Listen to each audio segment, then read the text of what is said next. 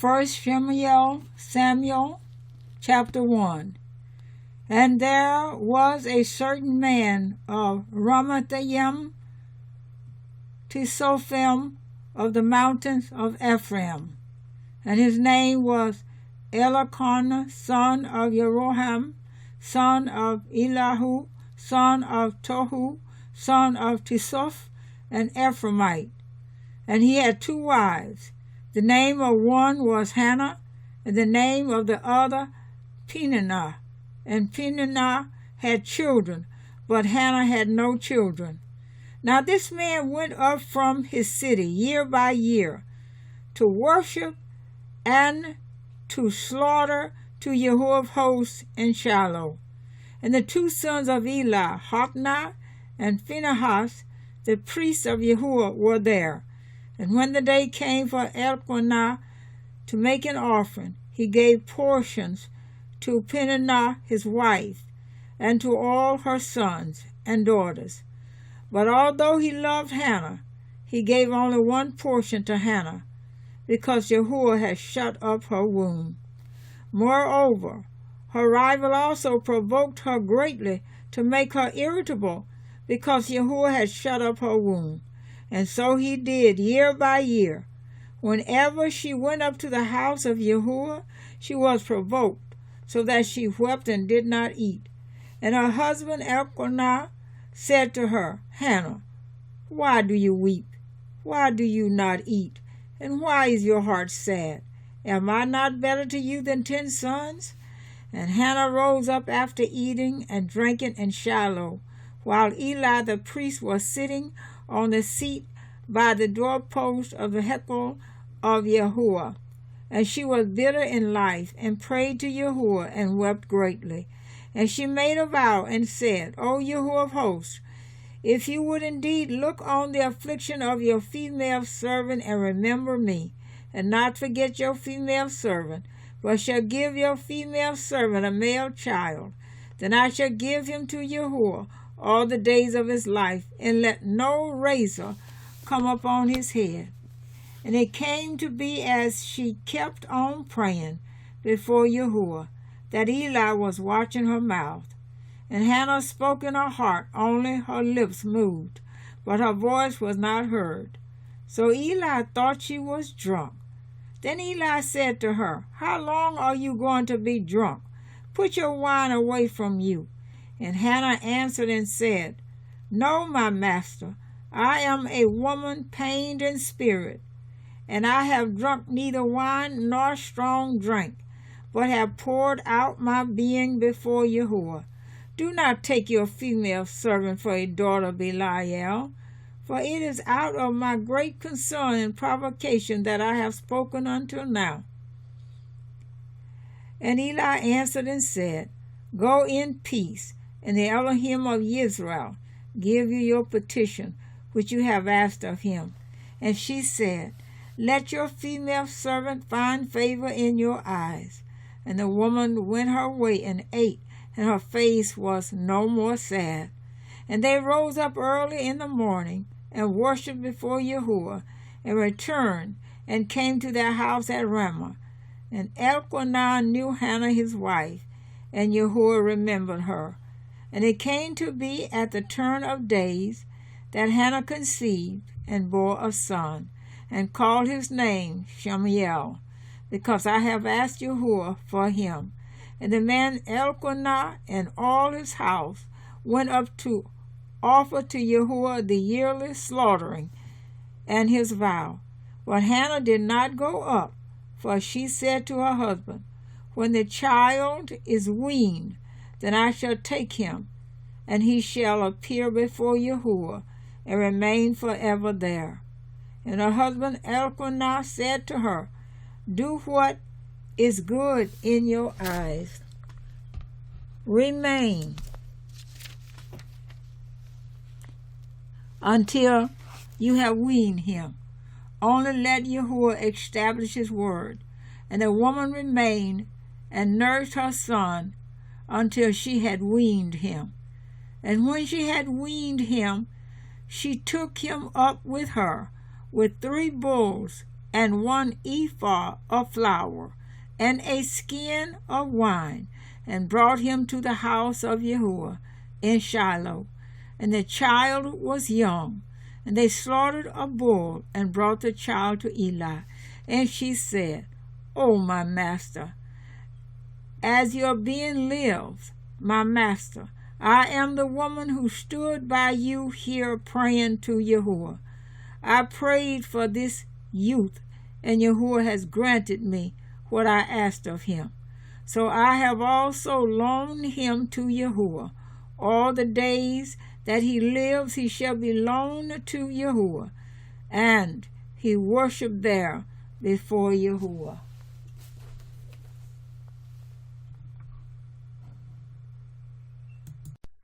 First Shemuel, chapter 2. And Hannah prayed and said, My heart rejoices in Yahuwah. My horn has been high in Yahuwah. My mouth is opened wide over my enemies, for I have rejoiced in your deliverance.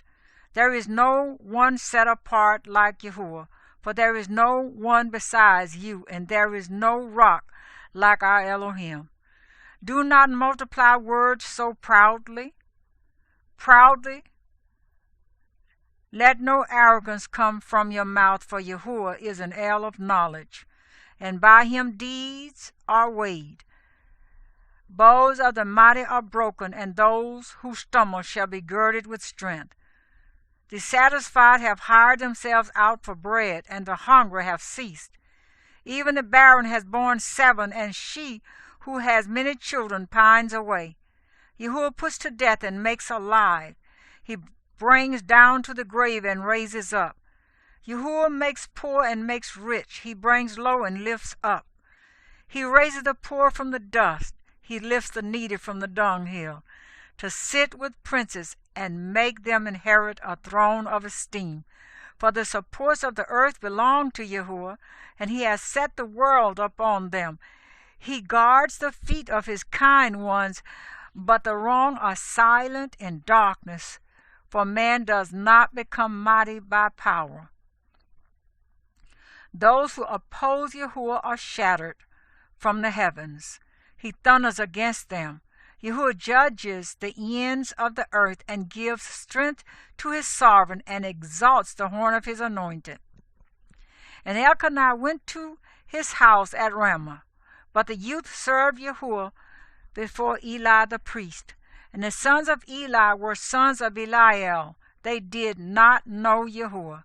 And the ruling of the priests with the people was that when any man offered a slaughtering, the priest's servant shall come with a 3-pronged flesh hook in his hand while the meat was cooking, and shall thrust it into the basin or kettle or cauldron or pot. And the priest would take for himself all that the flesh hook brought up. Thus they did in Shiloh to all the Israelites who came there. Also before they burned the fat, the priest's servant would come and say to the man who slaughtered, Give meat for roasting to the priest, for he does not accept cooked meat from you, but raw. And if the man said to him, Let the fat be burned up first, then take as much as your being desires, he would then answer him, No, but give it to me now. And if not, I shall take it by strength. And the sin of the young men was very great before Yahuwah, for the men despised the offering of Yahuwah. For Shemuel was attending before Yahuwah, a youth, wearing a linen shoulder garment. And his mother would make him a little robe and bring it to him year by year, when she came up with her husband to offer the yearly slaughtering. And Eli blessed Elkanah and his wife and said, Yahuwah give you offspring from this woman for the one she prayed for and gave to Yahuwah. Then they would go to their own home. And Yahuwah visited Hannah so that she conceived and bore 3 sons and 2 daughters, while the young Shemuel grew before Yahuwah. And Eli was very old, and had heard all that his sons were doing to all Israel, and how they lay with the women who were assembling at the door of the tent of meeting. And he said to them, Why do you do deeds like these? For I hear of your evil deeds from all the people. No, my sons, for it is not a good report that I hear making the people of Yahuwah transgress. If one man sins against another, Elohim shall judge him. But if a man sins against Yahuwah, who shall pray for him?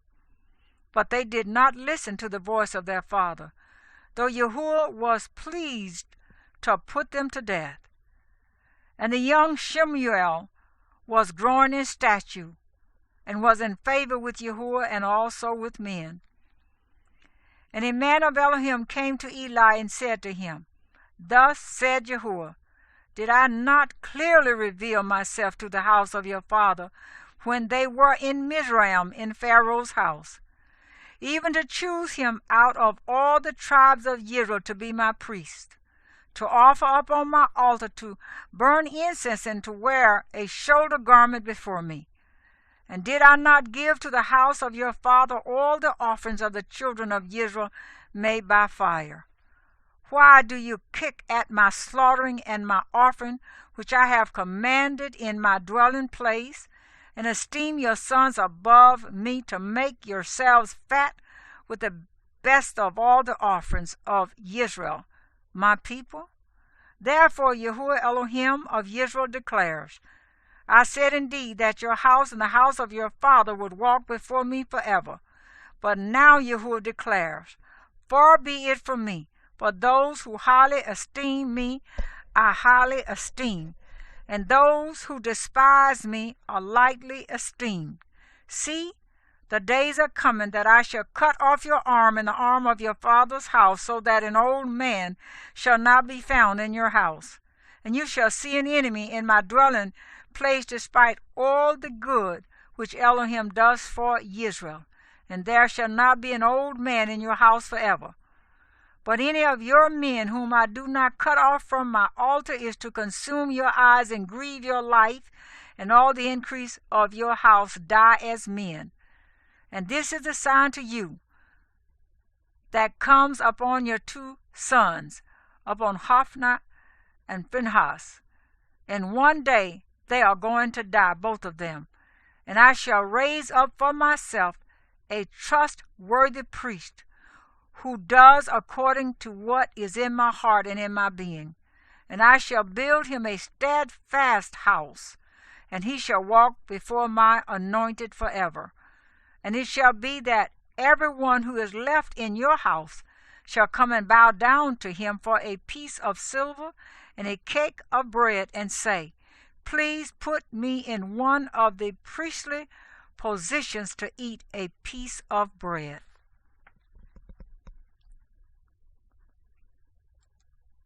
First Samuel, Shemuel, chapter 3.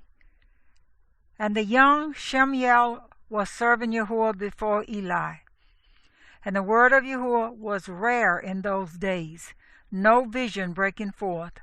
And it came to be in that day that Eli was lying down in his place, and his eyes had begun to grow so dim that he was unable to see. And the lamp of Elohim had not gone out in the hekel of Yahuwah, where the ark of Elohim was. And Shemuel was lying down to sleep. And Yahuwah called Shemuel, and he answered, Here I am.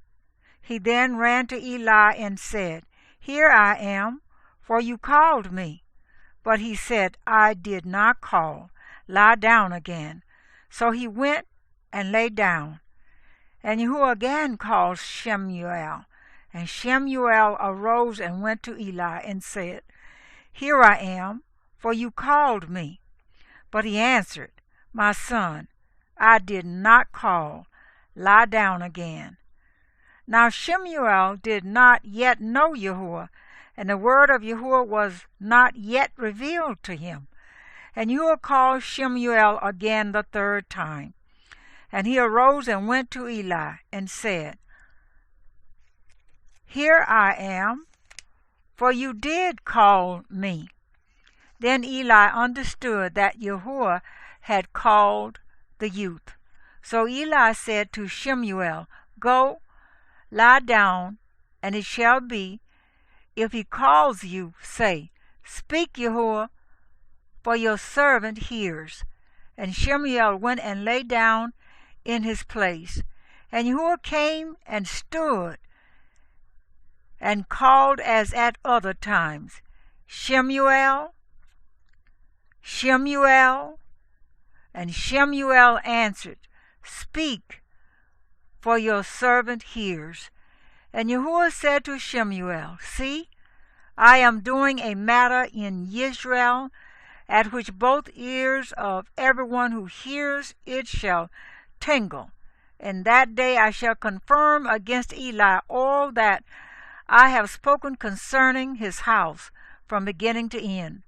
For I have declared to him that I am judging his house forever, for the crookedness which he knows, because his sons cursed Elohim, and he did not rebuke them.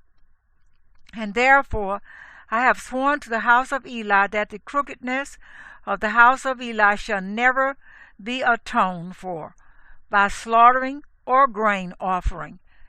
And Shemuel lay down until morning, and opened the doors of the house of Yahuwah. And Shemuel was afraid to report the vision to Eli. Then Eli called Shemuel and said, Shemuel, my son. And he answered, Here I am. And he said, What is the word that he spoke to you?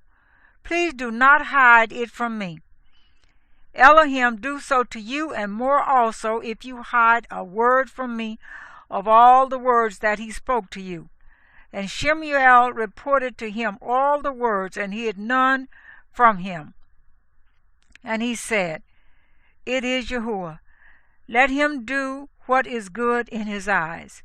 And Shemuel grew up, and Yahuwah was with him, and did not let any of his words fall to the ground.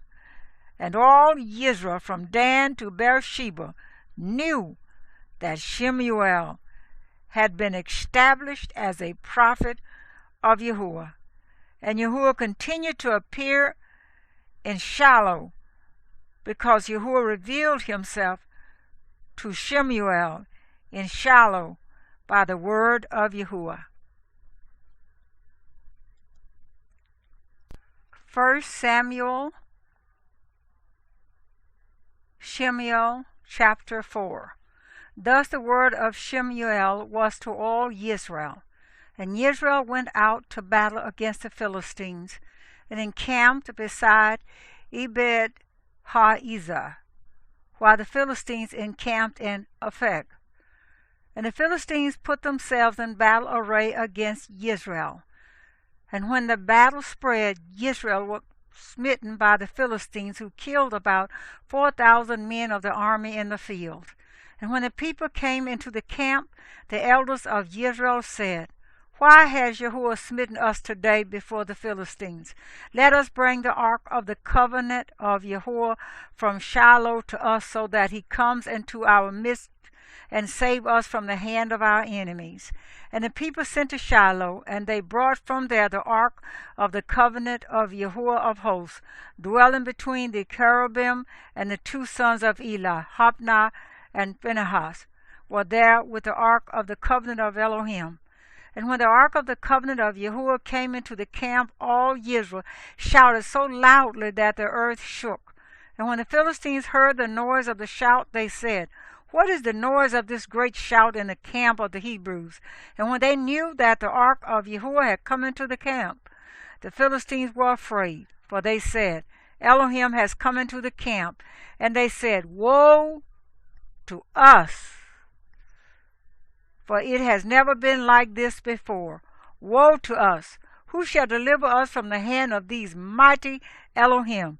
These are the Elohim who smote the Mizrites with all the plagues in the wilderness. Be strong and be men, you Philistines, that you do not become servants of the Hebrews, as they have been to you. Be men and fight. And the Philistines fought, and Israel was smitten, and every man fled to his tent. And the slaughter was very great. And there fell of Israel 30,000 foot soldiers, and the ark of Elohim was captured. And the two sons of Eli died, Hophni and Phinehas. And a man of Benjamin ran from the battle line the same day, and came to Shiloh with his garments torn and dirt on his head. And he came in and saw Eli sitting on a seat by the wayside watching, for his heart trembled for the ark of Elohim. And the man came into the city and reported it, and all the city cried out. And Eli heard the noise of the outcry and said, What is the noise of this uproar? And the man came hastily and informed Eli. Now Eli was 98 years old, and his eyes were so dim that he was unable to see. And the man said to Eli, I am he who came from the battle, and I fled today from the battle line. And he said, What was the matter, my son? And the messenger answered and said, Israel has fled before the Philistines, and there has been a great slaughter among the people. And your two sons have died, Hophni and Phinehas, and the ark of Elohim has been captured. And it came to be, when he made mention of the ark of Elohim, that Eli fell off the seat backward by the side of the gate, and his neck was broken, and he died. For the man was old and heavy, and he ruled Israel 40 years. And his daughter-in-law, Phinehas' wife, was pregnant, about to bear. And when she heard the news that the ark of Elohim was captured, and that her father-in-law and her husband were dead, she bowed herself and gave birth, because her pains came upon her. And about the time of her death, the women who stood by her said to her, Do not fear, for you have borne a son. But she did not answer, nor did she set her heart to it. And she called the child Ichabod, saying, The esteem has departed from Israel, because the ark of Elohim was taken, and because of her father-in-law and her husband. And she said, The esteem has departed from Israel, for the ark of Elohim was taken. 1 Samuel, Shemuel, chapter 5. And the Philistines took the ark of Elohim and brought it from Eben-Haezer to Ashdod. And the Philistines took the ark of Elohim and brought it into the house of Dagon, and set it by Dagon. And the Ashdodites rose early in the morning, and saw Dagon fallen on his face to the ground before the ark of Yahuwah. So they took Dagon and put it in its place again. And they arose early the next morning and saw Dagon fallen on his face to the ground before the ark of Yahuwah, and the head of Dagon and both the palms of his hands cut off on the threshold. Only Dagon itself was left of it. That is why to this day the priests of Dagon and all who come into Dagon's house do not tread on the threshold of Dagon in Ashdod. But the hand of Yahuwah was heavy on the Ashdodites, and he wasted them and smote them with tumors, Ashdod and its borders. And when the men of Ashdod saw this, they said, Let not the ark of the Elohim of Israel remain with us, for his hand has been hard on us and on Dagon, our mighty one. Then they sent and gathered to them all the princes of the Philistines, and said, What do we do with the ark of the Elohim of Israel? They answered, Let the ark of the Elohim of Israel be removed to Gath. And they removed the ark of the Elohim of Israel. And it came to be after they removed it, that the hand of Yahuwah was against the city with a very great destruction. And he smote the men of the city from the least to the greatest, and tumors broke out on them. They then sent the ark of Elohim to Ekron. And it came to be, as the ark of Elohim came to Ekron, that the Ekronites cried out, saying, They have removed the ark of the Elohim of Israel to us, to kill us and our people. And they sent and gathered together all the princes of the Philistines, and said, Send away the ark of the Elohim of Israel, and let it return to its own place, so that it does not kill us and our people. For there had come a deadly destruction throughout all the city. The hand of Elohim was very heavy there. And the men who did not die were smitten with tumors, and the cry of the city went up to the heavens.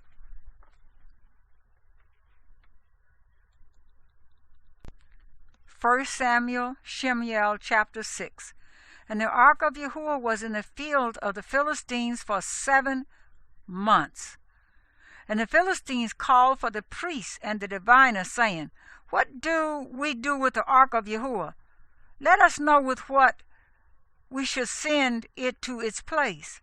And they said, If you send away the ark of the Elohim of Israel, do not send it empty, but you shall certainly return it to him with a guilt offering. Then you are going to be healed, and it shall be known to you why his hand does not turn aside from you. And they said, What is the guilt offering which we return to him? And they answered, The number of the princes of the Philistines, 5 golden tumors and 5 golden rats. For the same plague was on all of you and on your princesses. And you shall make images of your tumors and images of your rats that ruin the land, and you shall give esteem to the Elohim of Israel. It could be that he does lift his hand from you, from your mighty ones, and from your land. And why do you harden your hearts as the Mizrites, and Pharaoh hardened their hearts? When he had severely dealt with them, did they not send them away? And they went. And now take and make a new wagon, and 2 milk cows which have never been yoked, and hitch the cows to the wagon, and take their calves home away from them. And take the ark of Yahuwah, and put it on the wagon, and put the objects of gold which you are returning to him as a guilt offering in a chest by its side, and send it away, and it shall go. And you shall see if it goes up the way to its own border to Beth Shemesh, then he has done us this great evil. But if not, then we shall know that his hand has not come against us. An accident it was to us. And the men did so, and took 2 milk cows, and hitched them to the wagon, and shut up their calves at home. And they put the ark of Yahuwah on the wagon, and the chest with the gold rats and the images of their tumors.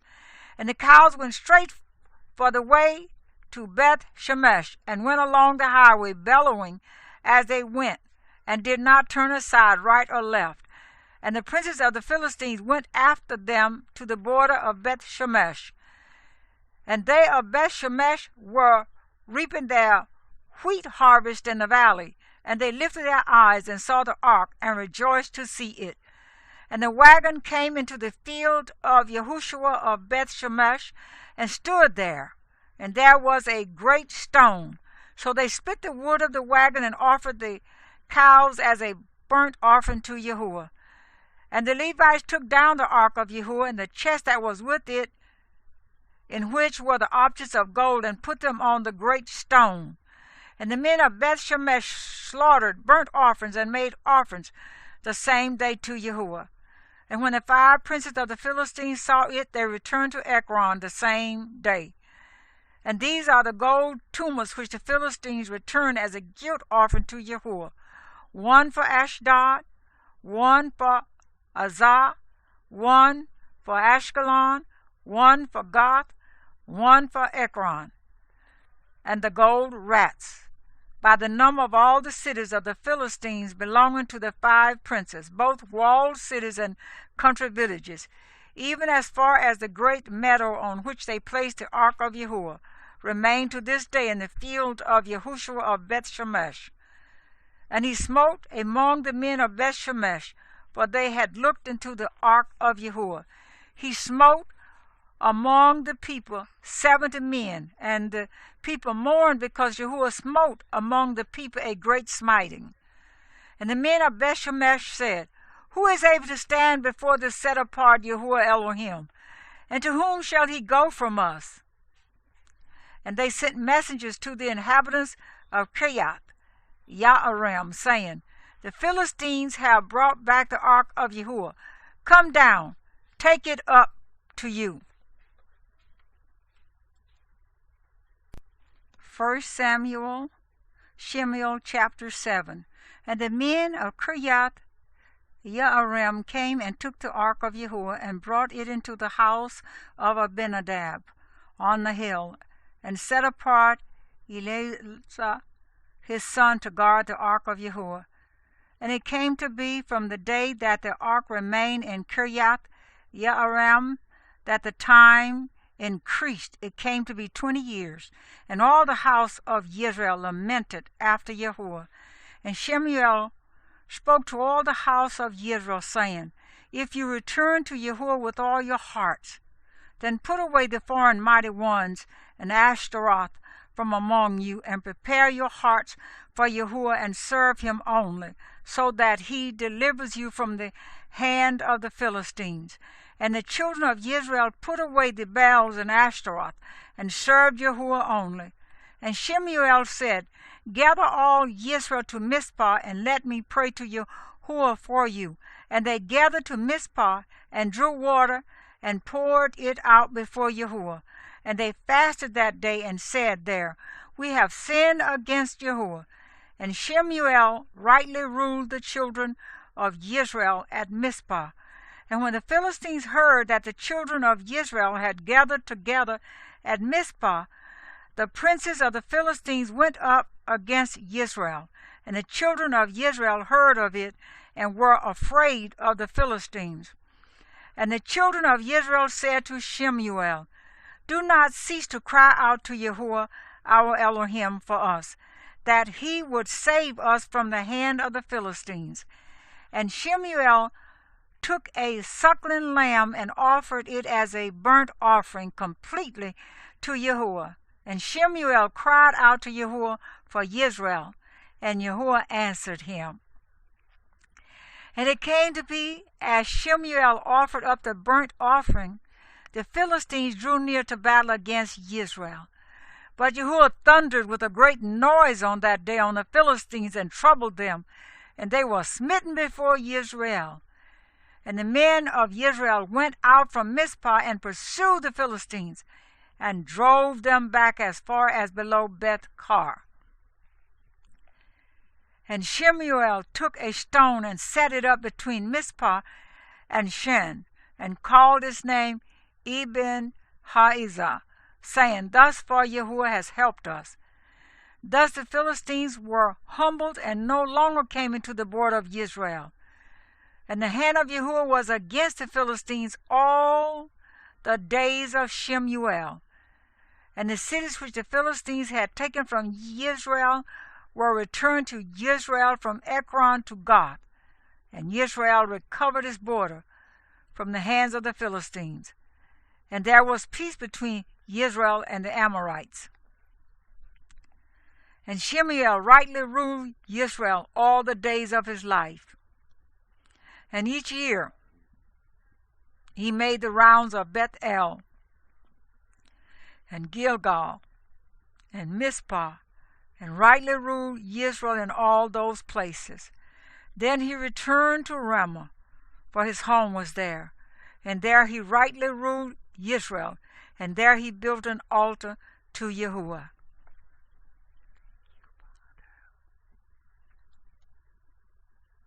1 Shemuel chapter 8. And it came to be, when Shemuel was old, that he made his sons rulers over Israel. And the name of his firstborn was Yoel, and the name of his second, Abijah, rulers in Beersheba. But his sons did not walk in his ways, and turned aside after own gain, and took bribes, and twisted right ruling. And all the elders of Israel gathered together, and came to Shemuel at Ramah, and said to him, Look, you are old, and your sons do not walk in your ways. Now appoint for us a sovereign to rule us, like all the nations. But the word was evil in the eyes of Shemuel when they said, Give us a sovereign to rule us.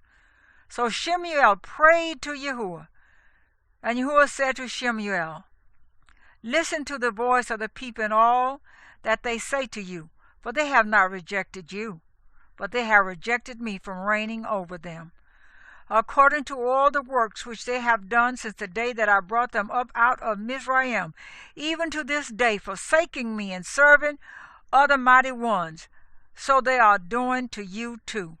And now listen to their voice. But you shall certainly warn them, and shall make known to them the ruling of the sovereign who does reign over them. And Shemuel spoke all the words of Yahuwah to the people who asked him for a sovereign, and said, This is the ruling of the sovereign who does reign over you. He shall take your sons, and appoint them for his own chariots, and to be his horsemen, and they shall run before his chariots, and appoint commanders over his thousands, and commanders over his 50s, or to plow his ground and reap his harvest, or to make his weapons and equipment for his chariots. And your daughters he is going to take to be perfumers and cooks and bakers. And the best of your fields and your vineyards and your olive trees he is going to take and give them to his servants. And 1/10 of your grain and your vintage he is going to take and give it to his officers and servants. And your male servants and your female servants and your best young men and your donkeys he is going to take and use for his own work. 1/10 of your sheep he is going to take, and you are to be his servants. And you shall cry out in that day because of your sovereign, whom you have chosen for yourselves. But Yahuwah is not going to answer you in that day. However, the people refused to listen to the voice of Shemuel and said, No, but let a sovereign be over us. Then we shall be, we also like all the nations, and our sovereign shall rule us and go out before us and fight our battles. And Shemuel heard all the words of the people, and he repeated them in the hearing of Yahuwah. And Yahuwah said to Shemuel, Listen to their voice, and make them a sovereign. And Shemuel said to the men of Israel, Each of you go to his city.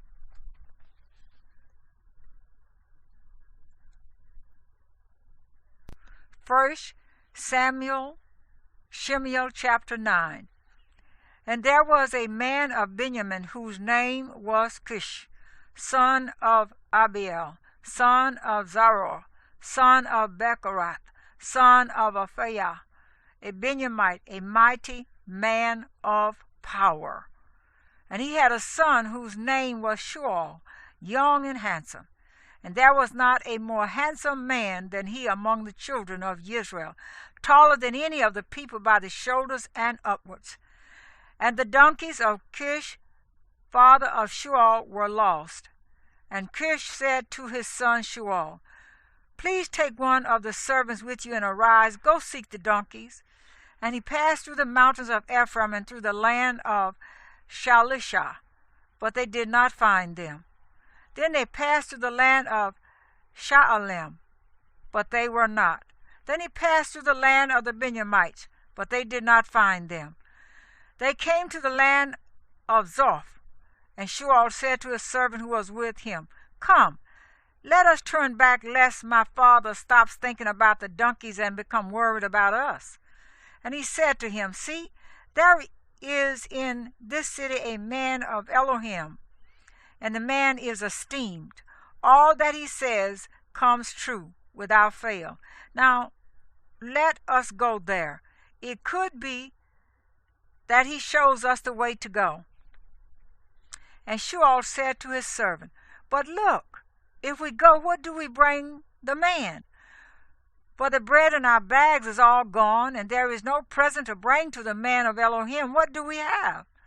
And the servant answered Shemuel again and said, Look, I have here at hand 1/4 of a shekel of silver, and I shall give that to the man of Elohim, and he shall make known to us our way.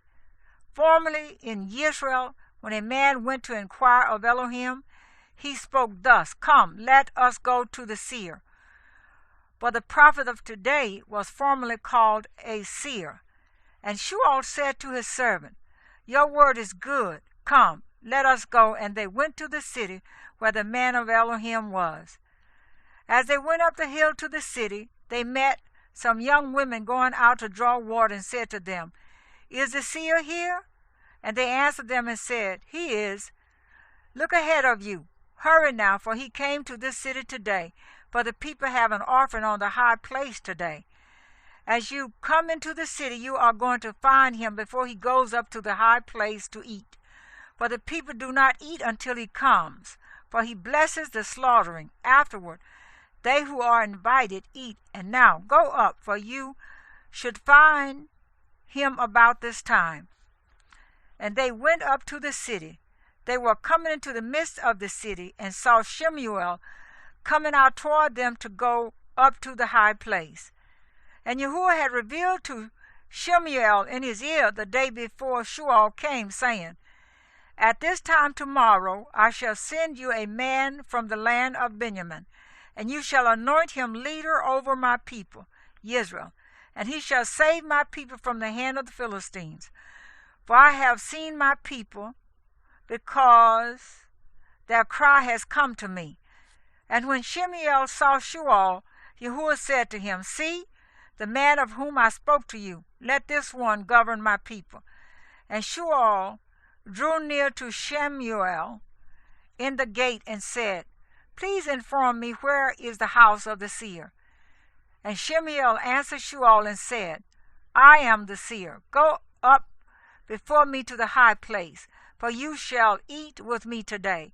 And tomorrow I shall let you go and make known to you all that is in your heart. As for your donkeys that were lost 3 days ago, do not set your heart on them, for they have been found. And on whom is all the desire of Israel? Is it not on you and on all your father's house? And Shemuel answered and said, Am I not a Benjamite of the smallest of the tribes of Israel, and my clan the least of all the clans of the tribe of Benjamin? Why then do you speak like this to me? And Shemuel took Shemuel and his servant and brought them into the hall, and gave to them a place at the head of those who were invited, and there were about 30 men. And Shemuel said to the cook, Bring the portion which I gave you, of which I told you to set it aside. And the cook brought out the thigh with its upper part, and set it before Shemuel. And Shemuel said, See, what was kept back, it was set aside for you. Eat, for it has been kept for you for this appointed time, saying, I have invited the people. And Shemuel ate with Shemuel on that day. And they came down from the high place into the city, and Shemuel spoke with Shemuel on the roof. And they rose early, and it came to be about the dawning of the day that Shemuel called to Shemuel on the roof, saying, Rise, so that I send you on your way. And Shemuel rose, and both of them went outside, he and Shemuel. As they were walking toward the edge of the city, Shemuel said to Shemuel, Say to the servant to go on ahead of us. And he went on. But you stand here a moment, so that I let you hear the word of Elohim.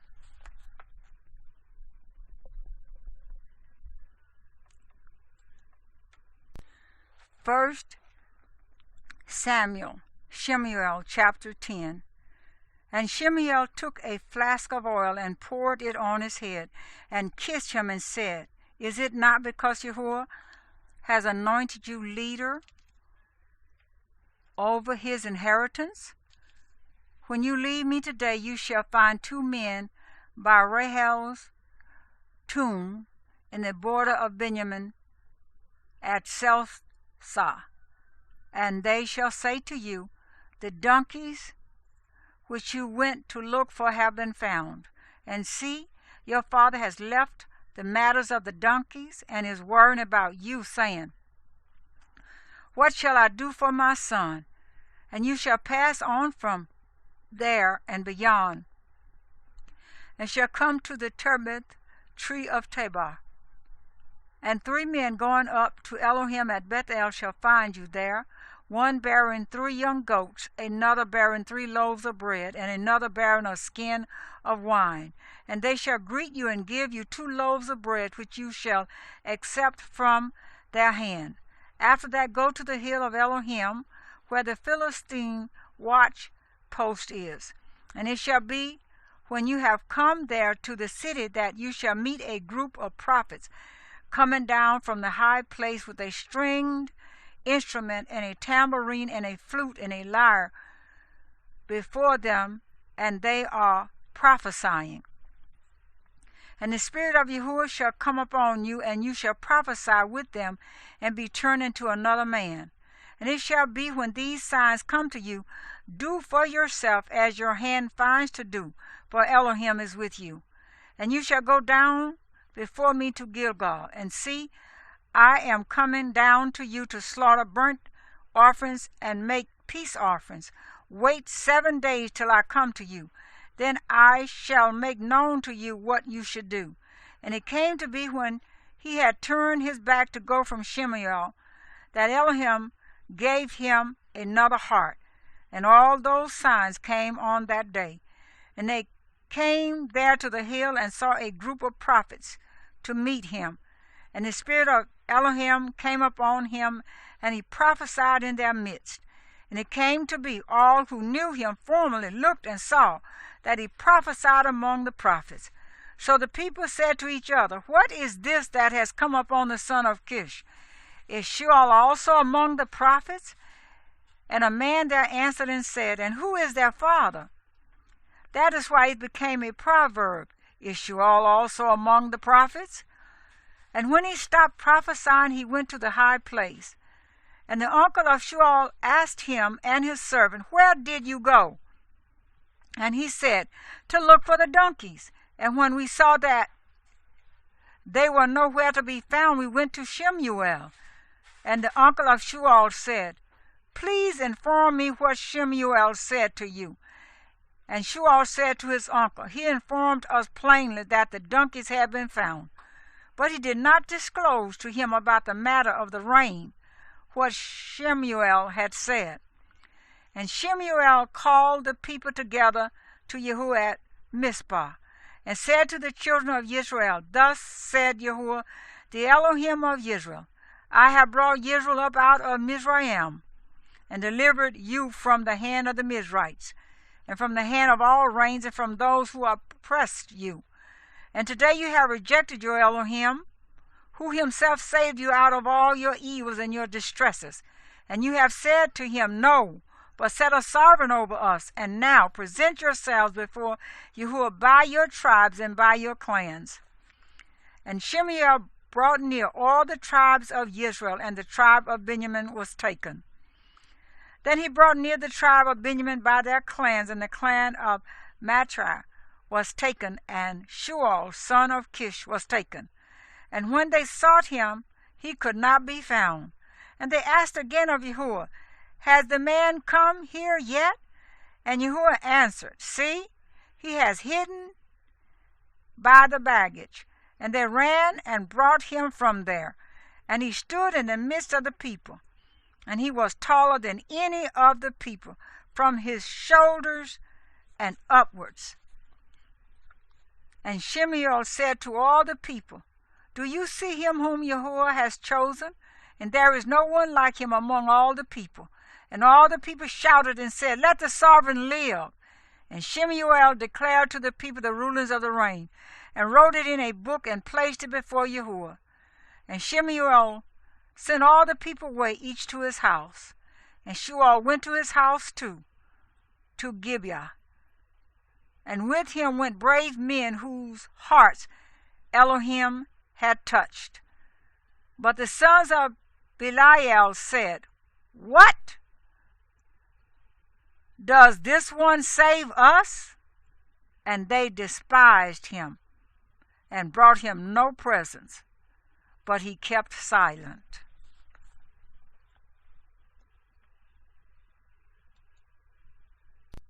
First Samuel, Shemuel, chapter 11. And Nahash the Ammonite came up and camped against Jabesh Gilead. And all the men of Jabesh said to Nahash, Make a covenant with us, and we shall serve you. Then Nahash the Ammonite answered them, For this I make a covenant with you, that I dig out all your right eyes, and I shall bring reproach on all Israel. And the elders of Jabesh said to him, Leave us alone for 7 days, so that we send messengers to all the borders of Israel. And then, if there is no one to save us, we shall come out to you. And the messengers came to Gibeah of Shemuel, and spoke the words in the hearing of the people. And all the people lifted up their voices and wept. And look, Shemuel was coming behind the herd from the field. And Shemuel said, Why are the people weeping? And they related to him the words of the men of Jabesh. And the spirit of Elohim came upon Shemuel mightily as he heard these words, and his displeasure burned greatly. And he took a yoke of cattle and cut them in pieces, and sent them throughout all the border of Israel by the hands of messengers, saying, Whoever does not go out with Shemuel and Shemuel to battle, let this be done to his cattle. And the fear of Yahuwah fell on the people, and they came out as one man. And he mustered them in Bezek, and the children of Israel were 300,000, and the men of Yehudah 30,000. And they said to the messengers who came, Say this to the men of Jabesh Gilead, Tomorrow by the time the sun is hot you shall have help. Then the messengers came and informed the men of Jabesh, and they rejoiced. So the men of Jabesh said, Tomorrow we come out to you, and you shall do to us whatever seems good to you. And it came to be on the next day that Shemuel put the people in 3 companies. And they came into the midst of the camp in the morning watch, and smote Ammon until the heat of the day. And it came to be that those left were scattered, so that no 2 of them were left together. And the people said to Shemuel, Who said, Shall Shemuel reign over us? Bring them in, so that we put them to death. But Shemuel said, No man is put to death this day, for today Yahuwah has wrought deliverance in Israel. And Shemuel said to the people, Come, and let us go to Gilgal, and renew the reign there. And all the people went to Gilgal, and there they set up Shemuel to reign before Yahuwah in Gilgal. And there they made slaughterings of peace offerings before Yahuwah, and there Shemuel rejoiced, and all the men of Israel very greatly. 1 Samuel, Shemuel, chapter 12. And Shemuel said to all Israel, Look, I have listened to your voice and all that you said to me, and have set a sovereign over you. And now, look, the sovereign is walking before you, and I am old and gray. And look, my sons are with you, and I have walked before you from my youth to this day.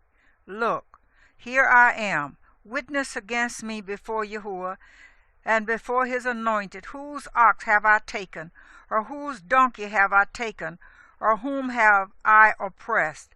Whom have I abused, or from whose hand have I received my bribe with which to blind my eyes? Then I restore it to you. And they said, You have not oppressed us or abused us, nor have you taken any bribe from anyone's hand. So he said to them, Yahuwah is witness against you, and his anointed is witness today, that you have found naught in my hand. And they answered, He is witness. And Shemuel said to the people, It is Yahuwah who appointed Moshe and Aaron, and who brought your fathers up from the land of Mizraim. And now stand still, so that I judge you before Yahuwah concerning all the righteous acts of Yahuwah which he did to you and your fathers. When Jacob had come to Mizraim, and your fathers cried out to Yahuwah, then Yahuwah sent Moshe and Aaron, who brought your fathers out of Mizraim and made them dwell in this place. But they forgot Yahuwah their Elohim, so he sold them into the hand of Sisera, commander of the army of Hatzar, and into the hand of the Philistines, and into the hand of the sovereign of Moab. And they fought against them. And they cried out to Yahuwah and said, We have sinned, because we have forsaken Yahuwah and served the Baals and the Ashtaroth.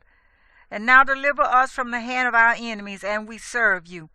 And Yahuwah sent Jerubbaal and Bedan and Yiptah and Shemuel, and delivered you out of the hand of your enemies round about, and you dwelt in safety. And when you saw that Nahash, sovereign of the children of Ammon, came against you, you said to me, No, but let a sovereign reign over us, when Yahuwah your Elohim was your sovereign. And now here is the sovereign whom you have chosen and whom you have asked. And see, Yahuwah has set a sovereign over you. If you fear Yahuwah, and shall serve him and obey his voice, and not rebel against the command of Yahuwah, then both you and the sovereign who reigns over you shall follow Yahuwah your Elohim. But if you do not obey the voice of Yahuwah and shall rebel against the command of Yahuwah, then the hand of Yahuwah shall be against you, as it was against your fathers. And now stand and see this great matter which Yahuwah does before your eyes. Is today not the wheat harvest? Let me call to Yahuwah so that he sends thunder and rain. Know then and see that your evil is great, which you have done in the eyes of Yahuwah in asking for yourselves a sovereign. And Shemuel called to Yahuwah, and Yahuwah sent thunder and rain that day, and all the people greatly feared Yahuwah and Shemuel. And all the people said to Shemuel, Pray for your servants to Yahuwah, your Elohim, that we do not die. For we have added to all our sins this evil, of asking for ourselves a sovereign. And Shemuel said to the people, Do not fear, you have done all this evil. Only do not turn aside from following Yahuwah, and you shall serve Yahuwah with all your heart. And do not turn aside after worthless matters which do not profit or deliver, for they are worthless. For Yahuwah would not cast away his people for his great name's sake, seeing it has pleased Yahuwah to make you his people.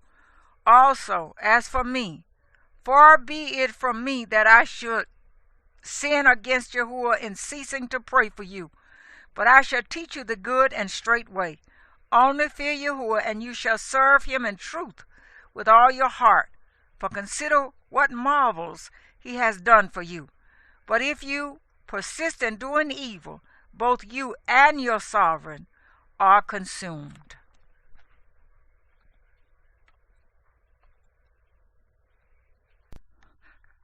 First Shemuel, chapter 13. Saul was years old when he began to reign.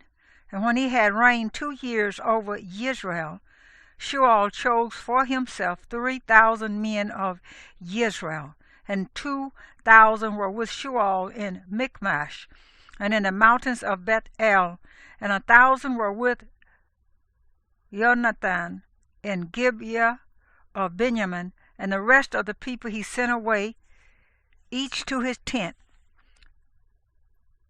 And Jonathan smote the watchpost of the Philistines that was in Gibeah, and the Philistines heard of it. And Shemuel blew the ram's horn throughout all the land, saying, Let the Hebrews hear. And all Israel heard the news that Shemuel had smitten a watchpost of the Philistines, and also that Israel had become a stench to the Philistines. And the people were summoned to Shemuel at Gilgal. And the Philistines gathered to fight Israel, 30,000 chariots and 6,000 horsemen, and people as numerous as the sand on the seashore. And they came up and encamped in Michmash east of Beth-awen. And the men of Israel saw that they were in trouble, for the people were distressed, and the people hid in caves and in thorny bushes and in rocks and in holes and in pits. And some Hebrews passed over the Jordan to the land of Gad and Gilead, but Shemuel was still in Gilgal, and all the people followed him trembling. And he waited for 7 days according to the appointment with Shemuel. But Shemuel did not come to Gilgal, and the people were scattered from him. And Shemuel said, Bring a burnt offering and peace offerings here to me. And he offered the burnt offering. And it came to be, as he had finished offering the burnt offering, look, Shemuel came. And Shemuel went out to meet him to bless him. Then Shemuel said, What have you done? And Shemuel said, because I saw that the people were scattered from me, and that you did not come within the days appointed, and that the Philistines gathered at Michmash. So I said, the Philistines are going to come down on me at Gilgal, and I have not appeased the face of Yahuwah. So I felt compelled and offered a burnt offering. And Shemuel said to Saul, you have been foolish. You have not guarded the command of Yahuwah your Elohim, which he commanded you. For now Yahuwah would have established your reign over Israel forever. But now your reign is not going to stand. Yahuwah shall seek for himself a man after his own heart, and Yahuwah shall command him to be leader over his people, because you have not guarded what Yahuwah commanded you. And Shemuel arose and went up from Gilgal to Gibeah of Benjamin. And Shemuel mustered the people who were present with him, about 600 men. And Shemuel and Jonathan his son, and the people who were present with them remained in Gibeah of Benjamin, while the Philistines camped at Michmash. And from the camp of the Philistines raiders went out in 3 companies. The one company turned to the way that leads to Ophrah, to the land of Sheol, and another company turned toward the way of Beth Horon, and another company turned toward the way of the border that overlooks the valley of Zeboim toward the wilderness.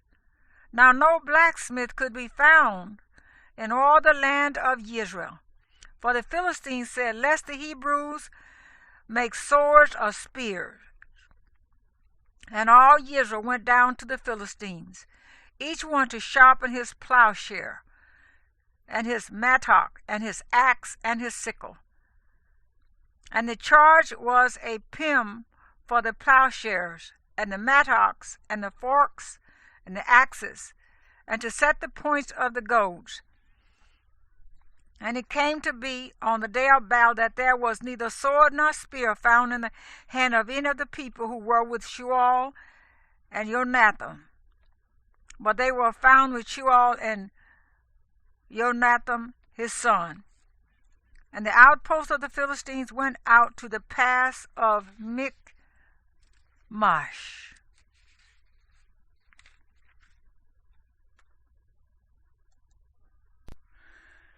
First Shemuel chapter 14.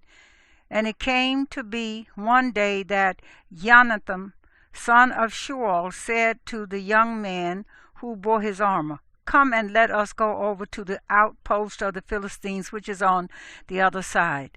But he did not inform his father. And Shemuel remained at the outskirts of Gibeah under a pomegranate tree at Migron, and the people who were with him were about 600 men. And Ahiah, son of Ahitub, Ichabod's brother, son of Phinehas, son of Eli, the priest of Yahuwah in Shiloh, was wearing a shoulder garment.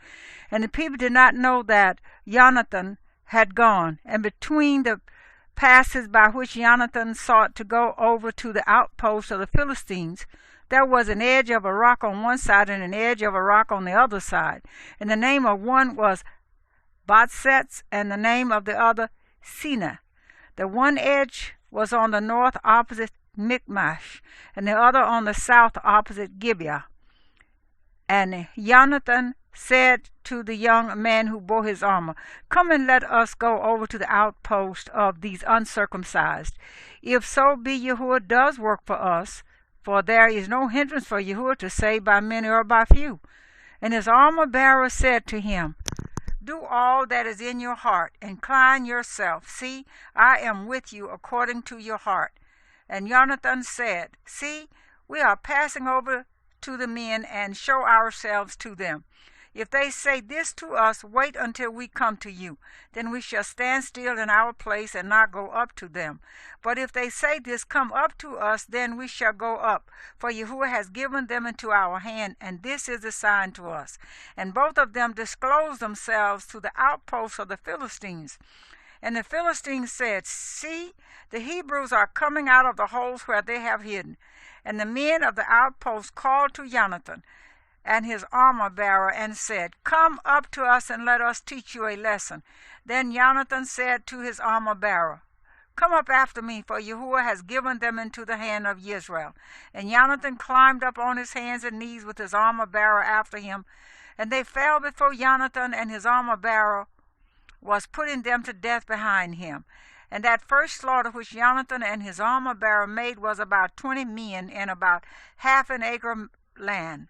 And there was trembling in the camp, in the field, and among all the people. The outposts and the raiders also trembled, and the ground shook, and it became a trembling of Elohim. And the watchmen of Shemuel and Gibeah of Benjamin looked and saw the crowd melting away, and they went here and there. And Shemuel said to the people who were with him, Please inspect and see who has gone from us. So they inspected and saw that Jonathan and his armor-bearer were missing.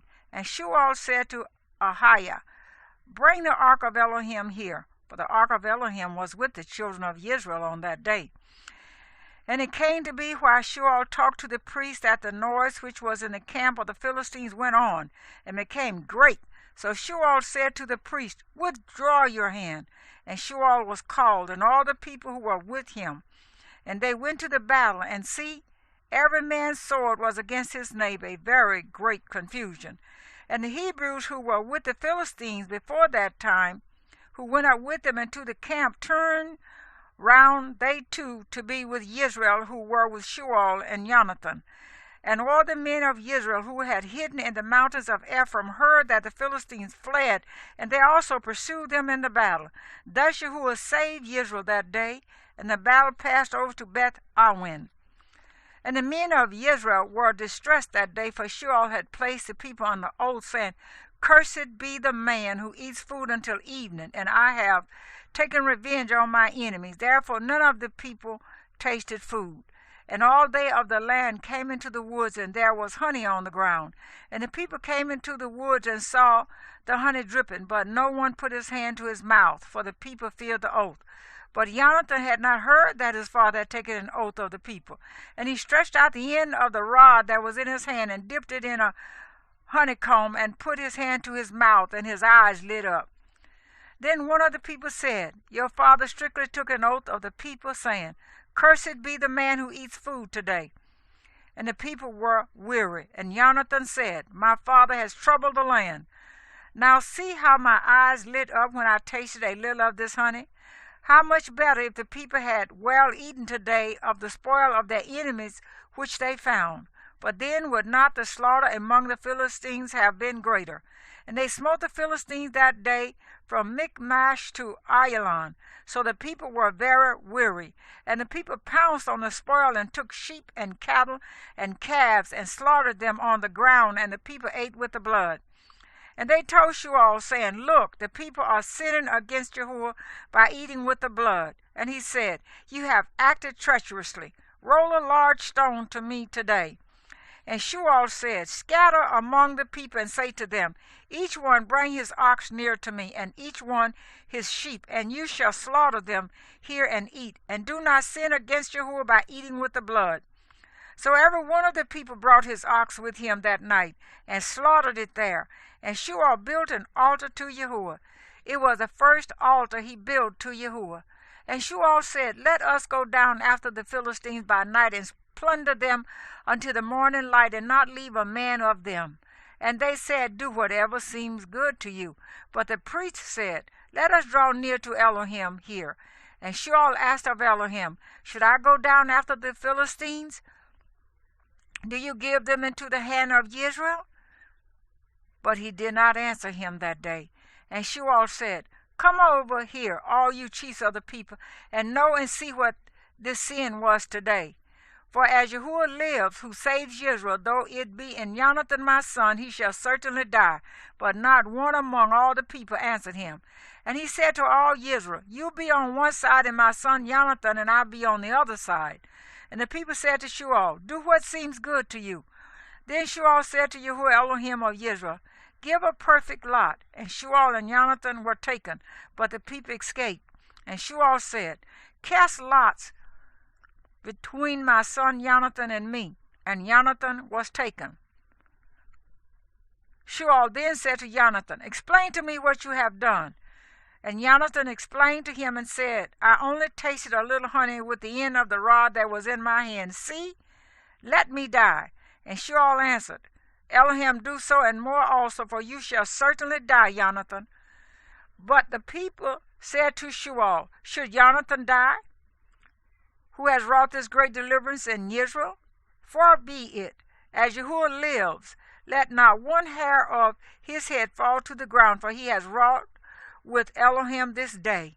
Thus the people delivered Jonathan, and he did not die. And Shemuel returned from pursuing the Philistines, and the Philistines went to their own place.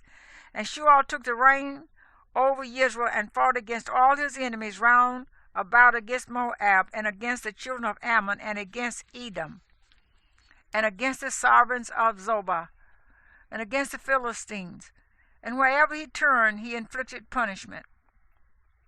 And he gathered an army and smote the Amalekites, and delivered Israel from the hands of those who plundered them.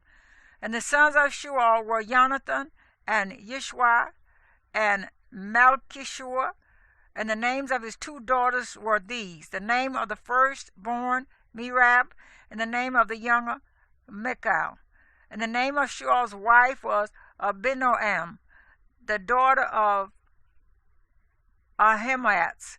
And the name of the commander of his army was Abner, son of Ner, uncle of Shemuel. And Kish was the father of Shemuel. And Ner, the father of Abner, was the son of Abiel. And there was fierce fighting against the Philistines all the days of Shemuel. And when Shemuel saw any mighty man or any brave man, he took him for himself.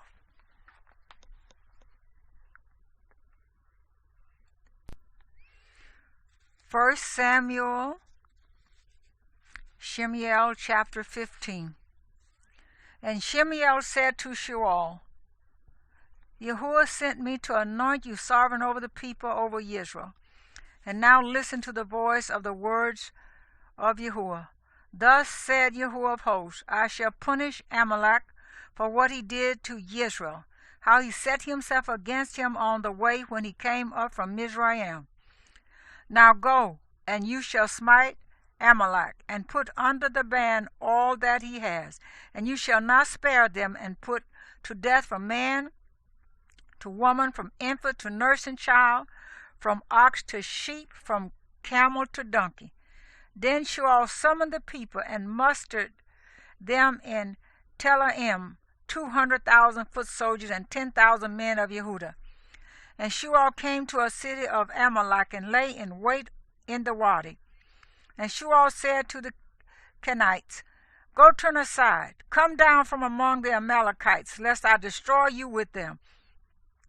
For you did not show kindness to all the children of Israel when they came up out of Mizraim. So the Kenites turned aside from the midst of the Amalekites, and Shemuel smote the Amalekites from Havilah all the way to Shur, which is before Mizraim. And he caught Agag, sovereign of the Amalekites, alive, and put under the ban all the people with the edge of the sword. But Shemuel and the people spared Agag and the best of the sheep and the cattle, and the fattenings and the lambs and all that was good, and would not put them under the ban. But all goods despised and worthless, that they put under the ban. And the word of Yahuwah came to Shemuel, saying, I am grieved that I have set up Shemuel as sovereign, for he has turned back from following me, and has not performed my words. And it displeased Shemuel, and he cried to Yahuwah all night. And Shemuel rose early in the morning to meet Shemuel, and it was told to Shemuel, saying, Shemuel went to Carmel, and see, he set up a monument for himself, then turned and passed over and went down to Gilgal. And Shemuel came to Shemuel, and Shemuel said to him, Blessed are you of Yahuwah. I have performed the word of Yahuwah. But Shemuel said, What then is this bleating of the sheep in my ears, and the lowing of the cattle which I hear? And Shemuel said, They have brought them from Amalek, because the people spared the best of the sheep and the cattle to slaughter to Yahuwah your Elohim. And the rest we have put under the ban. And Shemuel said to Sheol, Wait, and let me declare to you what Yahuwah said to me last night. And he said to him, Speak. And Shemuel said, Though you were little in your own eyes, were you not head of the tribes of Israel? And did not Yahuwah anoint you sovereign over Israel? And Yahuwah sent you on the way and said, Go, and you shall put under the ban the sinners, the Amalekites, and fight against them until they are consumed. And why did you not obey the voice of Yahuwah, but swooped down on the spoil and did evil in the eyes of Yahuwah? And Sheol said to Shemuel, I did obey the voice of Yahuwah, and I went on the way on which Yahuwah sent me, and brought back Agag, sovereign of Amalek, and I put Amalek under the ban. But the people took of the spoil of the sheep and cattle, the best of that which should have been put under the ban, to slaughter to Yahuwah your Elohim in Gilgal. Then Shemuel said, Does Yahuwah delight in burnt offerings and slaughterings, as in obeying the voice of Yahuwah? Look, to obey is better than an offering. To heed is better than the fat of rams. For rebellion is as the sin of divination, and stubbornness is as wickedness and idolatry. Because you have rejected the word of Yahuwah, he also does reject you as sovereign. And Sheol said to Shemuel, I have sinned, for I have transgressed the command of Yahuwah and your words, because I fear the people and listen to their voice. And now please pardon my sin and return with me, and let me bow myself to Yahuwah. But Shemuel said to Sheol, I do not return with you, for you have rejected the word of Yahuwah, and Yahuwah does reject you from being sovereign over Israel. And as Shemuel turned around to go away, Sheol seized the edge of his robe, and it tore. And Shemuel said to him, Yahuwah has torn the reign of Israel from you today, and has given it to a neighbor of yours better than you. Moreover, the eminence of Israel does not lie nor relent, for he is not a man that he should relent. Then he said, I have sinned, but esteem me now, please, before the elders of my people and before Israel, and return with me, and I shall bow myself to Yahuwah your Elohim. And Shemuel turned back after Sheol, and Sheol bowed himself to Yahuwah. And Shemuel said, Bring Agag, sovereign of the Amalekites, here to me. So Agag came to him delightedly, and Agag said, Truly the bitterness of death has turned aside. And Shemuel said, As your sword bereaved the women, let your mother be bereaved among women too. Shemuel then hewed Agag to pieces before Yahuwah in Gilgal. And Shemuel went to Ramah, while Sheol went up to his house at Gibeah of Sheol. And Shemuel did not see Sheol again until the day of his death. For Shemuel mourned for Sheol, and Yahuwah was grieved that he had made Sheol to reign over Israel. 1 Samuel, Shemuel chapter 16. And Yahuwah said to Shemuel, How long are you going to mourn for Sheol, seeing I have rejected him from reigning over Israel? Fill your horn with oil and go. I am sending you to Isha in Bethlehem, for I have seen among his sons a sovereign for myself. And Shemuel said, How would I go? When Sheol hears it, he shall kill me. And Yahuwah said, Take a heifer with you, and say, I have come to slaughter to Yahuwah, and you shall invite Isha to the slaughtering. Then let me show you what to do, and you shall anoint for me the one I say to you. And Shemuel did what Yahuwah said, and went to Bethlehem, and the elders of the town trembled at his coming, and said, Do you come in peace? And he said, In peace I have come to slaughter to Yahuwah. Set yourselves apart, and you shall come with me to the slaughtering. And he set Isha and his sons apart, and invited them to the slaughtering. And it came to be when they came that he saw Eliab, and thought, The anointed of Yahuwah is indeed before him. But Yahuwah said to Shemuel, do not look at his appearance or at the height of his stature, because I have refused him. For not as man sees, for man looks at the eyes, but Yahuwah looks at the heart. Then Ishai called Abinadab and made him pass before Shemuel, and he said, neither has Yahuwah chosen this one. Next Ishai made Shammah pass by, and he said, neither has Yahuwah chosen this one. And Ishai made 7 of his sons pass before Shemuel. And Shemuel said to Ishai, Yahuwah has not chosen these. And Shemuel said to Ishai, are these all the young men? And he said, there remains yet the youngest, and see, he is tending the sheep. And Shemuel said to Ishai, send and bring him, for we do not turn round till he comes here. And he sent and brought him in, and he was ruddy with bright eyes and good looking. And Yahuwah said, arise, anoint him, for this is the one. And Shemuel took the horn of oil and anointed him in the midst of his brothers. And the spirit of Yahuwah came upon David from that day and onwards. And Shemuel arose and went to Ramah. And the spirit of Yahuwah turned aside from Sheol, and an evil spirit from Yahuwah troubled him. And the servants of Sheol said to him, look now, an evil spirit from Elohim is troubling you. Please let our master command your servants who are before you to seek out a man who is a skilled player on the lyre. And it shall be that when the evil spirit come from Elohim is upon you, that he shall play with his hand, and you be well. And Sheol said to his servants, please get me a man that plays well, and bring him to me. And one of the servants answered and said, look, I have seen a son of Ishai the Bethlehemite, who knows how to play a brave one and a man of battle, and skilled in words, and a handsome man, and Yahuwah is with him. So Sheol sent messengers to Ishai and said, send me your son David, who is with the sheep. And Ishai took a donkey loaded with bread, and a skin of wine, and a young goat, and sent them by his son David to Sheol. And David came to Sheol and stood before him, and he loved him greatly, and he became his armor-bearer. Sheol therefore sent to Ishai, saying, please let David stand before me, for he has found favor in my eyes. And it came to be, whenever the evil spirit from Elohim was upon Sheol, that David would take a lyre and play it with his hand. Then Sheol would become refreshed and well, and the evil spirit would leave him.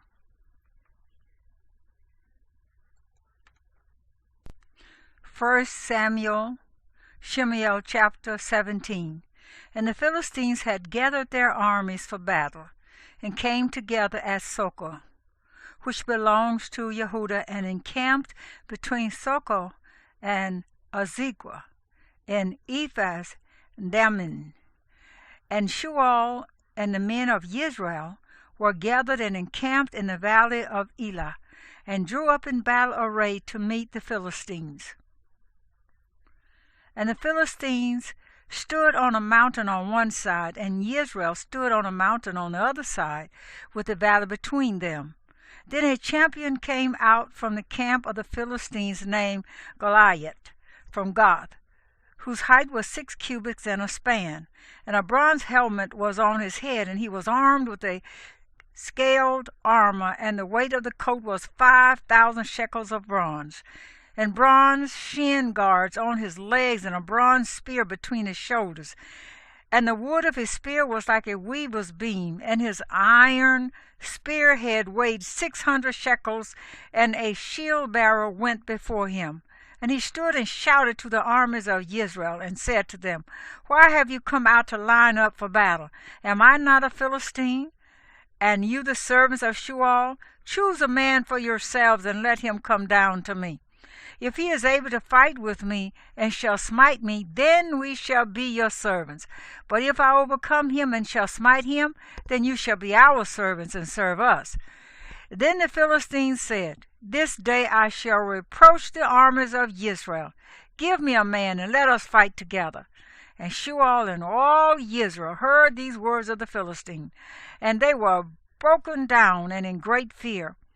Now David was the son of that Ephrathite of Bethlehem in Yehudah, whose name was Ishai. And he had 8 sons, and in the days of Shemuel the man was old among men. And the 3 oldest sons of Yeshua went. They had gone to follow Shemuel to the battle. And the names of his 3 sons who went to the battle were Eliab, the firstborn, and the second Abinadab, and the third Shemuel. And David was the youngest, and the 3 oldest followed Shemuel. But David went and returned from Shemuel to feed his father's sheep at Bethlehem. And for 40 days the Philistine drew near morning and evening and took his stand. Then Ishai said to his son David, Please take to your brothers an ephah of this dried grain and these 10 loaves, and run to your brothers at the camp. And take these 10 cheeses to the commander of the 1,000, and see how your brothers are, and bring back news of them. For Shemuel and they and all the men of Israel were in the valley of Elah fighting with the Philistines. And David rose up early in the morning and left the sheep with their herdsmen, and took and went as Ishai had commanded him. And he came to the camp as the army was going out to the fight, and they shouted for the battle. And Israel and the Philistines drew up in battle array, army against army. And David left his supplies in the hand of the keeper of the supplies, and ran to the army, and came and greeted his brothers.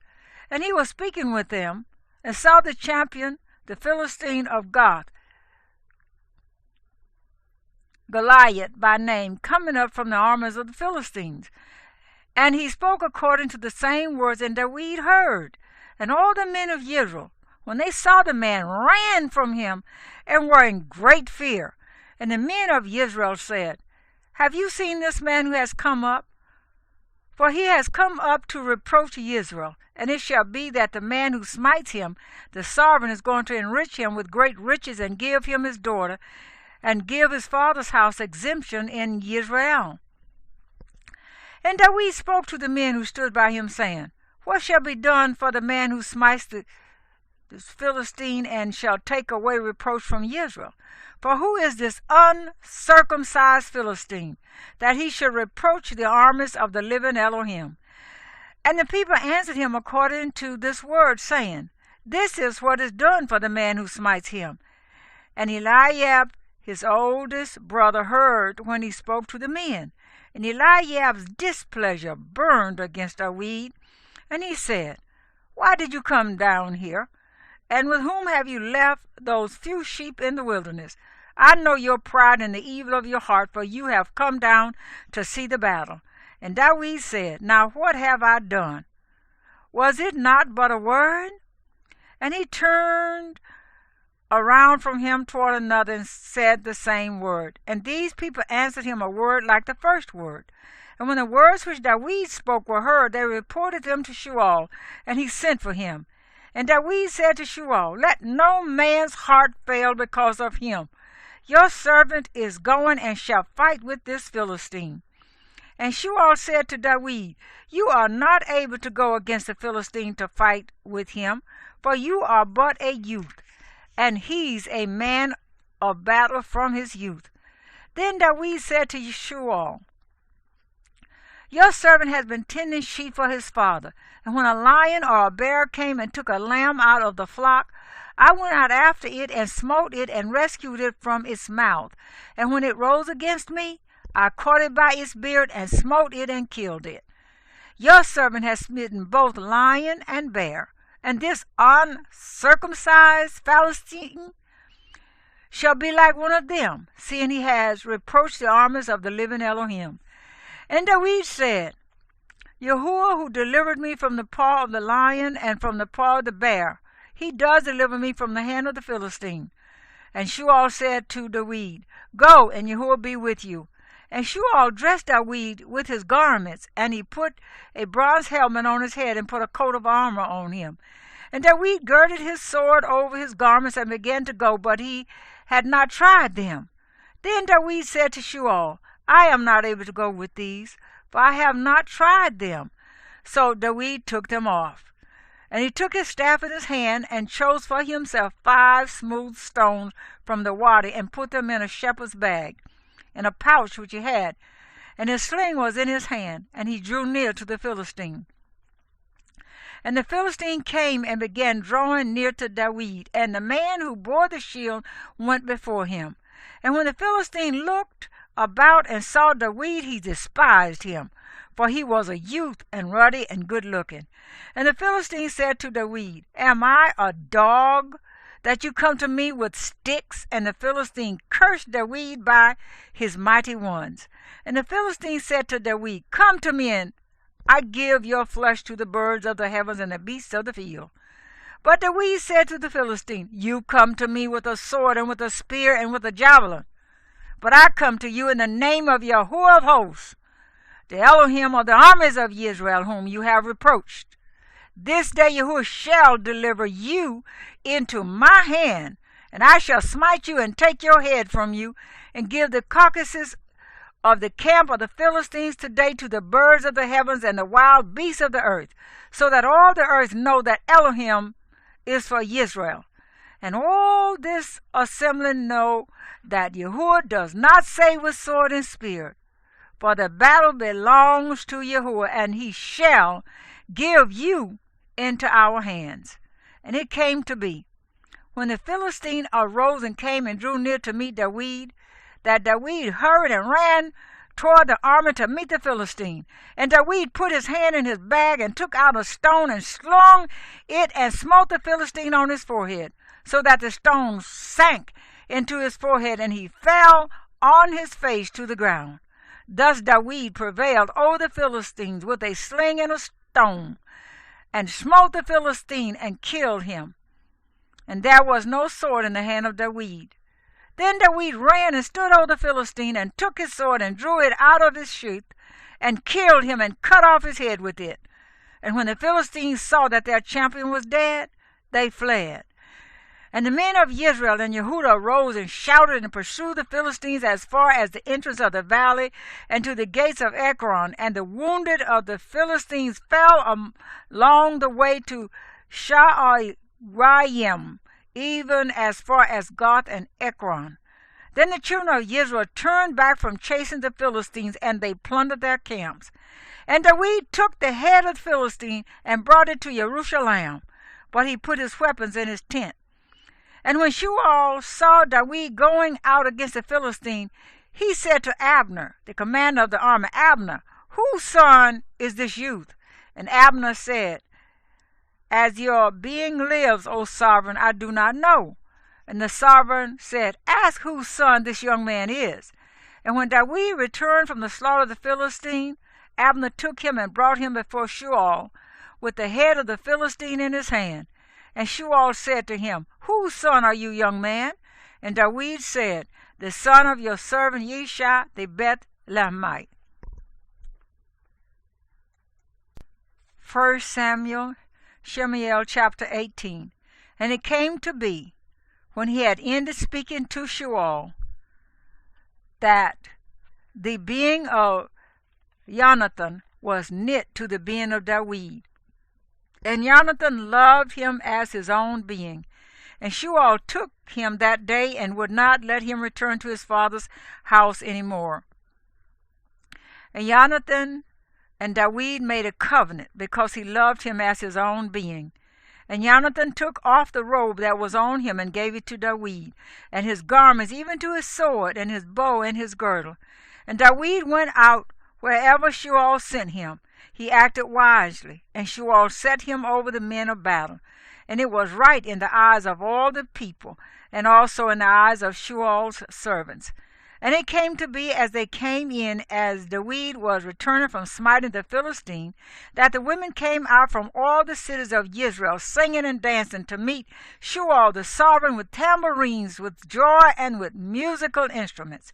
And the women sang as they danced, and said, Shemuel smote his thousands, and David his 10,000s. And Shemuel was very wroth, and this matter was evil in his eyes. And he said to David, They have given 10,000s, and to me they have given thousands. So what more for him except the rain? And from that day on Shemuel eyed David. And it came to be on the next day that an evil spirit from Elohim came upon Shemuel, and he prophesied inside the house while David was playing the lyre with his hand as usual, and the spear was in the hand of Shemuel. Then Shemuel hurled the spear, for he said, "Let me smite David even to the wall." But twice David withdrew from his presence, and Shemuel was afraid of David, because Jehovah was with him. But from Shemuel he had turned away. Shemuel therefore removed him from his presence and made him his commander over 1,000. And he went out and came in before the people. And David was acting wisely in all his ways, and Jehovah was with him. And Shemuel saw that he was acting very wisely and was afraid of him. But all Israel and Yehudah loved David as he went out and came in before them. And Shemuel said to David, "See, my older daughter Merab, I give her to you as a wife. Only be brave for me and fight the battles of Yehudah." For Shemuel thought, "Let not my hand be against him, but let the hand of the Philistines be against him." And David said to Shemuel, "Who am I? And what is my life or my father's clan in Israel, that I should be son-in-law to the sovereign?" And it came to be at the time when Merab, Shemuel's daughter, should have been given to David, that she was given to Adriel the Mahalaite as a wife. And Michal, Shemuel's daughter, loved David. And they told Shemuel, and the matter was right in his eyes. And Shemuel said, "Let me give her to him, and let her be a snare to him, and the hand of the Philistines be against him." So Shemuel said to David a second time, "Become my son-in-law today." And Shemuel commanded his servants, "Speak to David gently and say, 'See, the sovereign has delighted in you, and all his servants have loved you, and now be the sovereign's son-in-law.'" And the servants of Shemuel spoke those words in the hearing of David. And David said, "Does it seem to you a small matter to be a sovereign's son-in-law, seeing I am a poor man and lightly esteemed?" And the servants of Shemuel told him, saying, "David has spoken according to these words." And Shemuel said, "Say to David, the sovereign has no delight in any payment for the bride, but 100 foreskins of the Philistines, to take vengeance on the sovereign's enemies." But Shemuel intended to have David fall by the hand of the Philistines. And his servants declared these words to David, and it pleased David well to become the sovereign's son-in-law. And the days had not expired. And David arose and went, he and his men, and smote 200 men of the Philistines. And David brought their foreskins, and they set them before the sovereign to become the sovereign's son-in-law. And Shemuel gave him Michal, his daughter, as a wife. And Shemuel saw and knew that Jehovah was with David. And Michal, daughter of Shemuel, did love him. So then Shemuel was still more afraid of David. And Shemuel came to be an enemy of David all the days. And the princes of the Philistines went out to fight. And it came to be, whenever they went out, that David acted more wisely than all the servants of Shemuel, so that his name came to be very precious.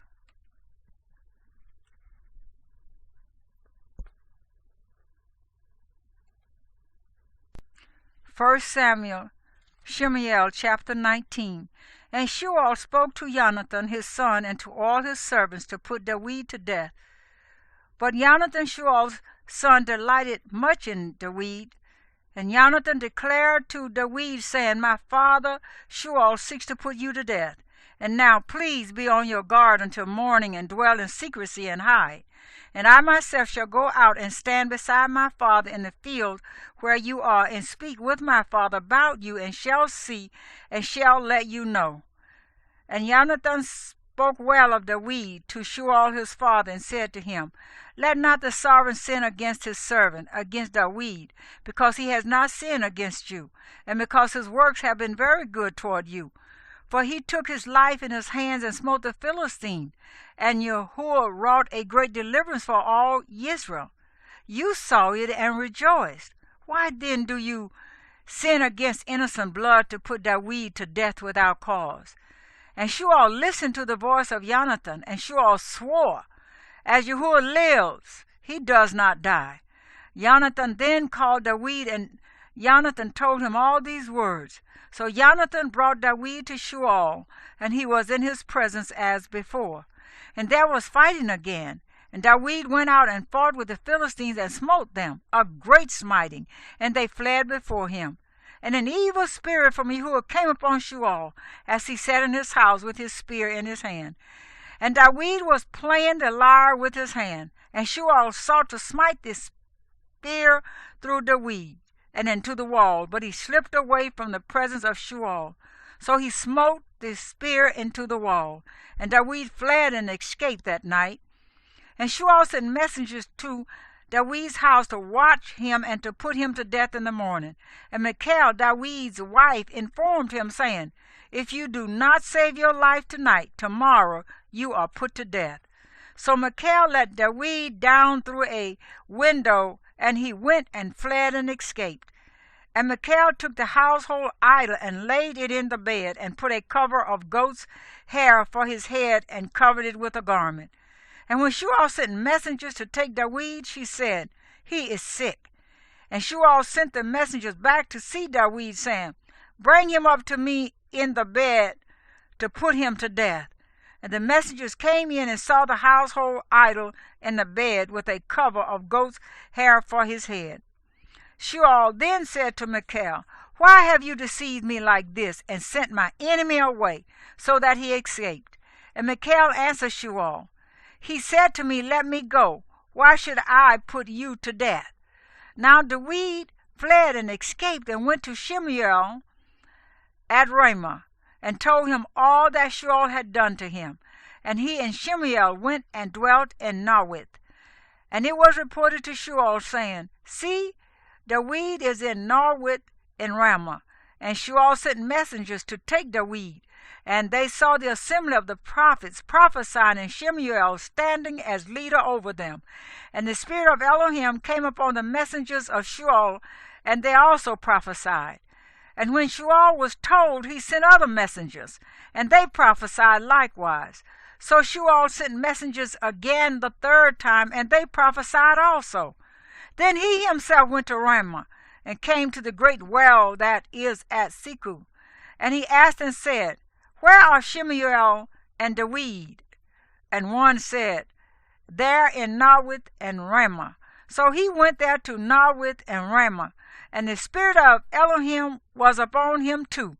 And he went on and prophesied until he came to Nawith and Ramah. And he also stripped off his garments and prophesied before Shemuel, and laid down naked all that day and all that night. Therefore they say, "Is Shemuel also among the prophets?"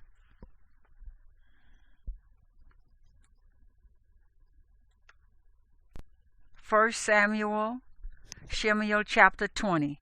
And David fled from Nawith and Ramah, and went and said to Jonathan, "What have I done? What is my crookedness? And what is my sin before your father, that he seeks my life?" And Jonathan said to him, "Far be it, you are not going to die. See, my father does no big matter nor small matter without disclosing it to me.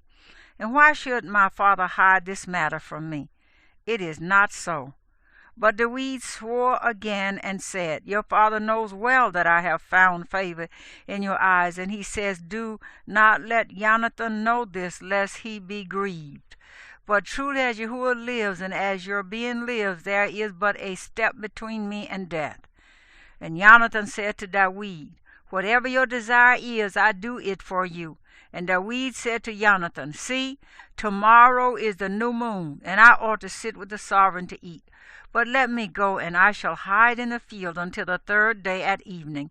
If your father misses me at all, then you shall say, 'David earnestly asked my permission to run over to Bethlehem, his city, for a yearly slaughtering is made there for all the clan.'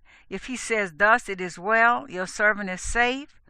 But if he is very displeased, then know that he has resolved to do evil.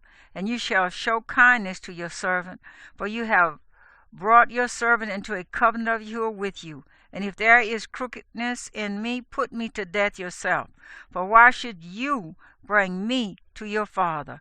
And Jonathan said, Far be it from you, for if I knew with certainty that my father has resolved that evil is to come upon you, then would I not make it known to you? And David said to Jonathan, Who would make it known to me, or what if your father answers you sharply? And Jonathan said to David, Come, and let us go out into the field. And they both went out into the field. And Jonathan said to David, Yahuwah Elohim of Israel be witness, when I search out my father sometime tomorrow or the third day, and see if there is good toward David, and I do not send to you or disclose it to you. So let Yahuwah do so, and much more to Jonathan. And if it pleases my father to do you evil, then I shall disclose it to you and send you away, and you shall go in peace. And Yahuwah be with you as he has been with my father. For show me the kindness of Yahuwah, not only while I still live, so that I do not die. And do not cut off your kindness from my house forever. No, not when Yahuwah has cut off every one of the enemies of David from the face of the earth. And Jonathan made a covenant with the house of David, saying, Yahuwah shall require it at the hand of the enemies of David. And Jonathan again made David swear, because he loved him, for he loved him as he loved his own being. So Jonathan said to him, Tomorrow is the new moon, and you shall be missed, because your seat shall be empty.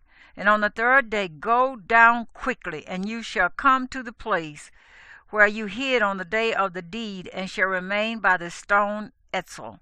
And let me shoot 3 arrows to the side of it, as though shooting at a target. And see, I shall send the youth, saying, Go, find the arrows. If I expressly say to the youth, Look, the arrows are on this side of you, get them and come. Then, as Yahuwah lives, there is safety for you, and no concern. But if I say thus to the youth, Look, the arrows are beyond you, go your way, for Yahuwah has sent you away. And as for the word which you and I have spoken of, see, Yahuwah is between you and me forever. And David hid in the field. And when the new moon came, the sovereign sat down by the food to eat. And the sovereign sat on his seat, as it at other times, on a seat by the wall, with Jonathan standing, and Abner sitting by Shemuel's side. But the place of David was empty. But Shemuel spoke not a word that day, for he thought, It is an accident he is not clean, for he has not been cleansed. And it came to be the next day, the second day of the month, that David's place was empty. And Shemuel said to Jonathan his son, Why has the son of Ishai not come to eat, either yesterday or today? And Jonathan answered Shemuel, David earnestly asked my permission to go to Bethlehem. And he said, Please let me go, for our clan has a slaughtering in the city, and my brother has commanded me to be there. And now, if I have found favor in your eyes, please let me get away and see my brothers. That is why he has not come to the sovereign's table. Then the displeasure of Shemuel burned against Jonathan, and he said to him, You son of a perverse, rebellious woman, do I not know that you have chosen the son of Ishai to your own shame, and to the shame of your mother's nakedness?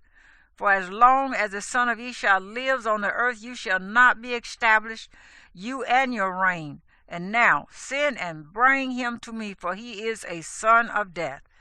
And Jonathan answered Shemuel his father, and said to him, Why should he be put to death? What has he done? At that Shemuel hurled a spear at him to smite him. Then Jonathan knew that his father had resolved to put David to death. And Jonathan rose up from the table in the heat of displeasure, and ate no food the second day of the month, for he was grieved for David, because his father put him to shame. And it came to be in the morning that Jonathan went out into the field at the time appointed with David, and a small youth was with him. And he said to the youth, Now run, find the arrows which I shoot. As the youth ran, he shot an arrow beyond him. And when the youth came to the place where the arrow was which Jonathan had shot, Jonathan called out after the youth and said, Is not the arrow beyond you? And Jonathan shouted after the youth, Make haste, hurry. Do not stand still. And Jonathan's youth picked up the arrows and came to his master. But the youth knew not a speck. Only Jonathan and David knew of the matter. Then Jonathan gave his weapons to the youth and said to him, Go, take them to the city. And as soon as the youth had gone, David rose up from the south side and fell on his face to the ground and bowed down 3 times. And they kissed one another and they wept together, but David more so. And Jonathan said to David, Go in peace, since we have both sworn in the name of Yahuwah, saying, Yahuwah is between you and me, and between your seed and my seed forever. Then he arose and left, and Jonathan went into the city. 1 Samuel, Shemuel chapter 21. And David came to Nob to Ahimelech the priest, and Ahimelech trembled when he met David and asked him, Why are you alone, and no one is with you? And David said to Ahimelech the priest, The sovereign has commanded me a word and said to me, Let no one know whatever of the word about which I send you and which I have commanded you. And I have directed my young men to such and such a place. And now, what do you have on hand? Give 5 loaves into my hand, or whatever is found. And the priest answered David and said, There is no ordinary bread on hand, but there is set apart bread, provided the young men have kept themselves from women. And David answered the priest and said to him, Truly women have been kept from us about 3 days since I came out, and the vessels of the young men are set apart, and it is an ordinary mission, and also it was set apart in the vessel today. Then the priest gave him set apart bread. So there was no bread there except the showbread, which had been taken from before Yahuwah in order to put hot bread in on the day it is taken away. Now one of the servants of Saul was there that day, detained before Yahuwah, and his name was Doeg, an Edomite, the chief of the herdsmen who belonged to Saul. And David said to Ahimelech, Is there not here on hand a spear or a sword? For I have brought neither my sword nor my weapons with me, because the matter of the sovereign was urgent. And the priest said, The sword of Goliath the Philistine, whom you smote in the valley of Elah. See, it is wrapped in a garment behind the shoulder garment. If you would take it, for there is none other except this one here. And David said, There is none like it, give it to me. And David rose and fled that day from before Saul and went to Achish, the sovereign of Gath.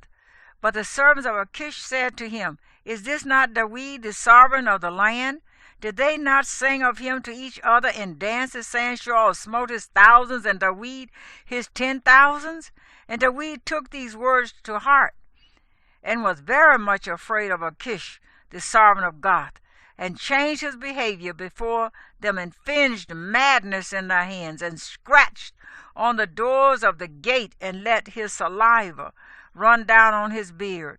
Then Achish said to his servants, Look, you see the man is acting like a madman. Why do you bring him to me? Am I short of madmen, that you have brought this one to act as a madman near me? Should this one come into my house? 1 Samuel, Shemuel chapter 22. And David went from there and escaped to the cave of Adullam, and his brothers and all his father's house heard it and went down to him there. And everyone who was in distress, everyone who was in debt, and everyone bitter in being gathered to him. So he became head over them, and there were about 400 men with him. And David went from there to Mizpah of Moab, and said to the sovereign of Moab, Please let my father and mother come here with you till I know what Elohim does for me. And he left them with the sovereign of Moab, and they dwelled with him all the time that David was in the stronghold. And the prophet Gad said to David, Do not remain in the stronghold, leave and go to the land of Yehudah. So David left and went into the Hereth woods. And Shemuel heard that David and the men who were with him had been discovered while Shemuel was in Gibeah, sitting under a tamarisk tree in Ramah, with his spear in his hand, and all his servants standing about him. And Shemuel said to his servants who were standing around him, Hear now, you Benjamites, does the son of Ishai give every one of you fields and vineyards, and make you all commanders of thousands and commanders of hundreds? For all of you have conspired against me, and there is no one who reveals to me that my son has made a covenant with the son of Ishai. And there is not one of you who is grieved for me or reveals to me that my son has stirred up my servant against me, to lie in wait as it is this day. And Doeg the Edomite, who was set over the servants of Shemuel, answered and said, I saw the son of Ishai going to Nob, to Ahimelech son of Ahitub, and he inquired of Yahuwah for him, gave him food, and gave him the sword of Goliath the Philistine. And the sovereign sent someone to call Ahimelech the priest, son of Ahitub, and all his father's house, the priests who were in Nob, and they all came to the sovereign. And Shemuel said, Hear now, son of Ahitub. And he answered, Here I am, my master. And Shemuel said to him, Why have you conspired against me, you and the son of Ishai, by giving him bread and a sword, and have inquired of Elohim for him to rise against me, to lie in wait as it is this day? And Ahimelech answered the sovereign and said, And who among all your servants is so trustworthy as David, who is the sovereign's son-in-law, and has turned aside to your counsel, and is esteemed in your house? Have I today begun to inquire of Elohim for him? Far be it from me. Let not the sovereign lay a case against his servant, or against any in the house of my father. For your servant knew not of all this, little or much. And the sovereign said, You shall certainly die, Ahimelech, you and all your father's house. The sovereign then said to the guards who stood about him, Turn and put the priests of Yahuwah to death, because their hand also is with David, and because they knew when he fled and did not reveal it to me. But the servants of the sovereign would not lift their hands to come against the priests of Yahuwah. And the sovereign said to Doeg, You turn and come against the priests. So Doeg the Edomite turned and came against the priests, and put to death on that day 85 men who wore a linen shoulder garment. And he smote Nob, the city of the priests, with the edge of the sword, from men even to women, from children even to nursing infants, and oxen and donkeys and sheep, with the edge of the sword. And one of the sons of Ahimelech, son of Ahitub, named Ebiathar, escaped and fled after David. And Ebiathar reported to David that Shemuel had slain the priests of Yahuwah. And David said to Ebiathar, I knew that day when Doeg the Edomite was there, that he would certainly inform Shemuel. I am accountable for all the lives of your father's house. Remain with me, do not fear, for he who seeks my life seeks your life, but with me you are safe. 1 Samuel, Shemuel chapter 23. And they informed David, saying, See, the Philistines are fighting against Keilah, and they are plundering the threshing floors. So David inquired of Yahuwah, saying, Shall I go and smite these Philistines? And Yahuwah said to David, Go and smite the Philistines, and save Keilah. And David's men said to him, See, we here in Yehudah are afraid. How much more then if we go to Keilah against the armies of the Philistines? And David inquired of Yahuwah once again. And Yahuwah answered him and said, Arise, go down to Keilah, for I am giving the Philistines into your hand. So David and his men went to Keilah and fought with the Philistines. And he led away their livestock and smote them a great smiting. Thus David saved the inhabitants of Keilah. And it came to be, when Ebiathar son of Ahimelech, fled to David at Keilah, that he went down with a shoulder garment in his hand. And Shemuel was informed that David had gone to Keilah. Then Shemuel said, Elohim has esteemed him into my hand, for he has shut himself in by entering a town that has gates and bars. And Shemuel summoned all the people to battle to go down to Keilah to besiege David and his men.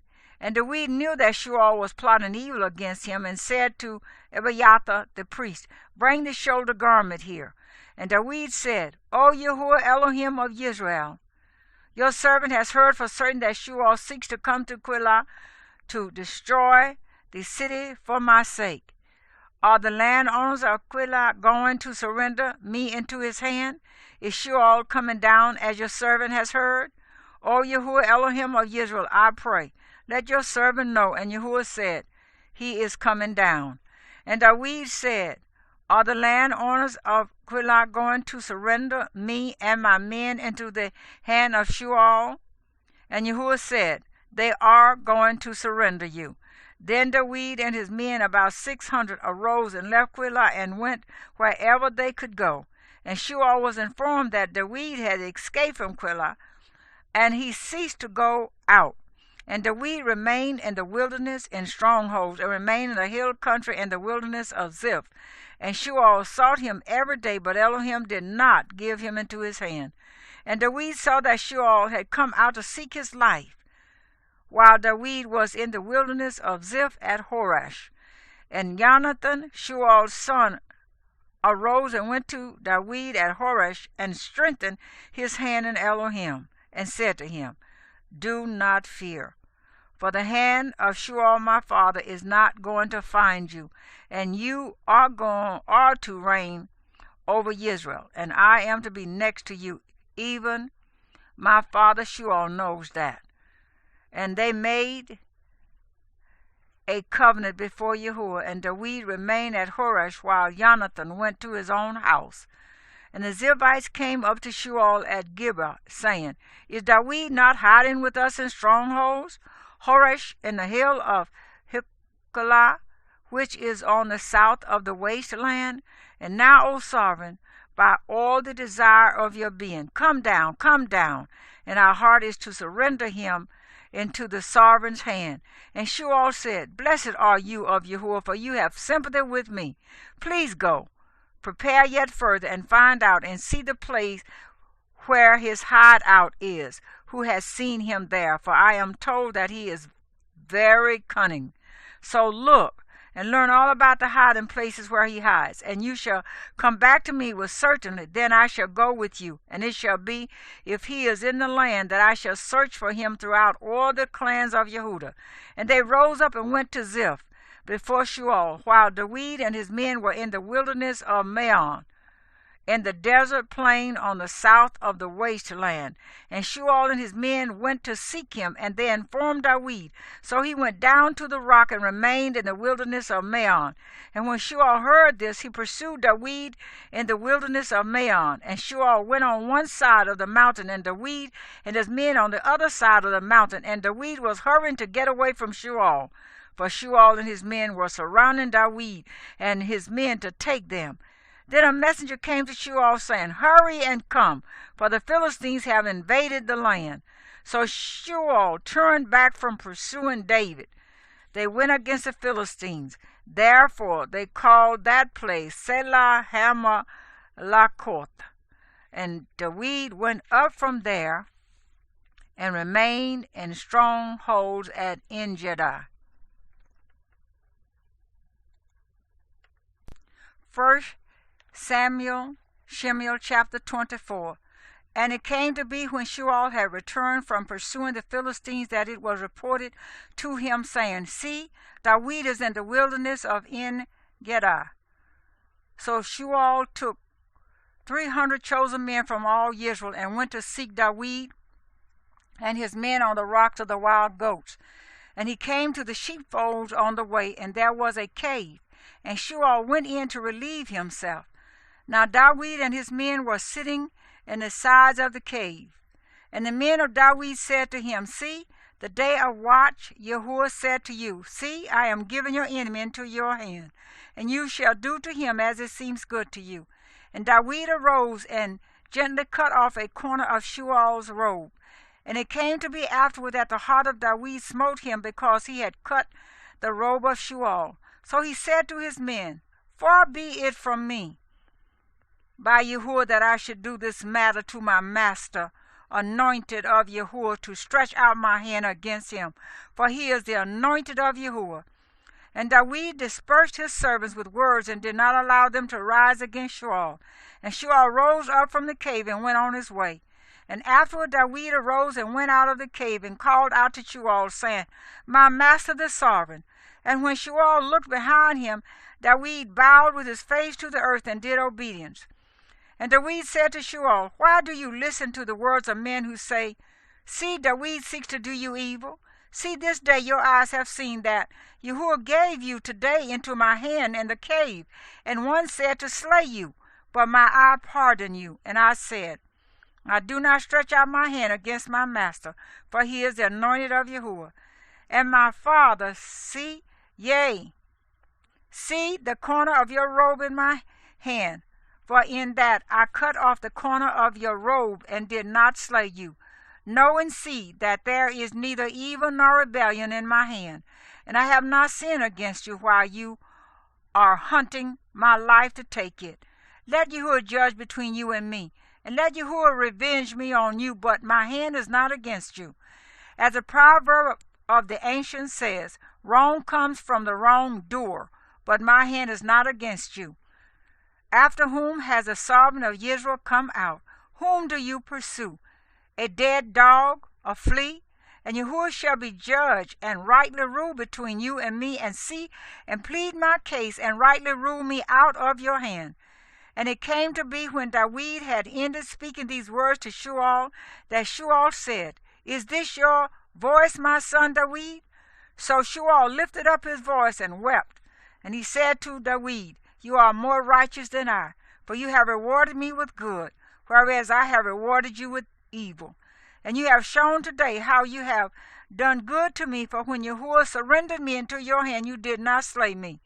For if a man finds his enemy, shall he let him get away safely? And let Yahuwah reward you with good for what you have done to me today.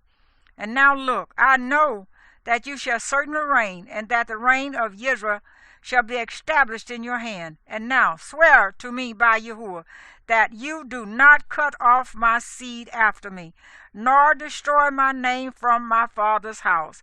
And David swore to Shemuel. Then Shemuel went home, and David and his men went up to the stronghold.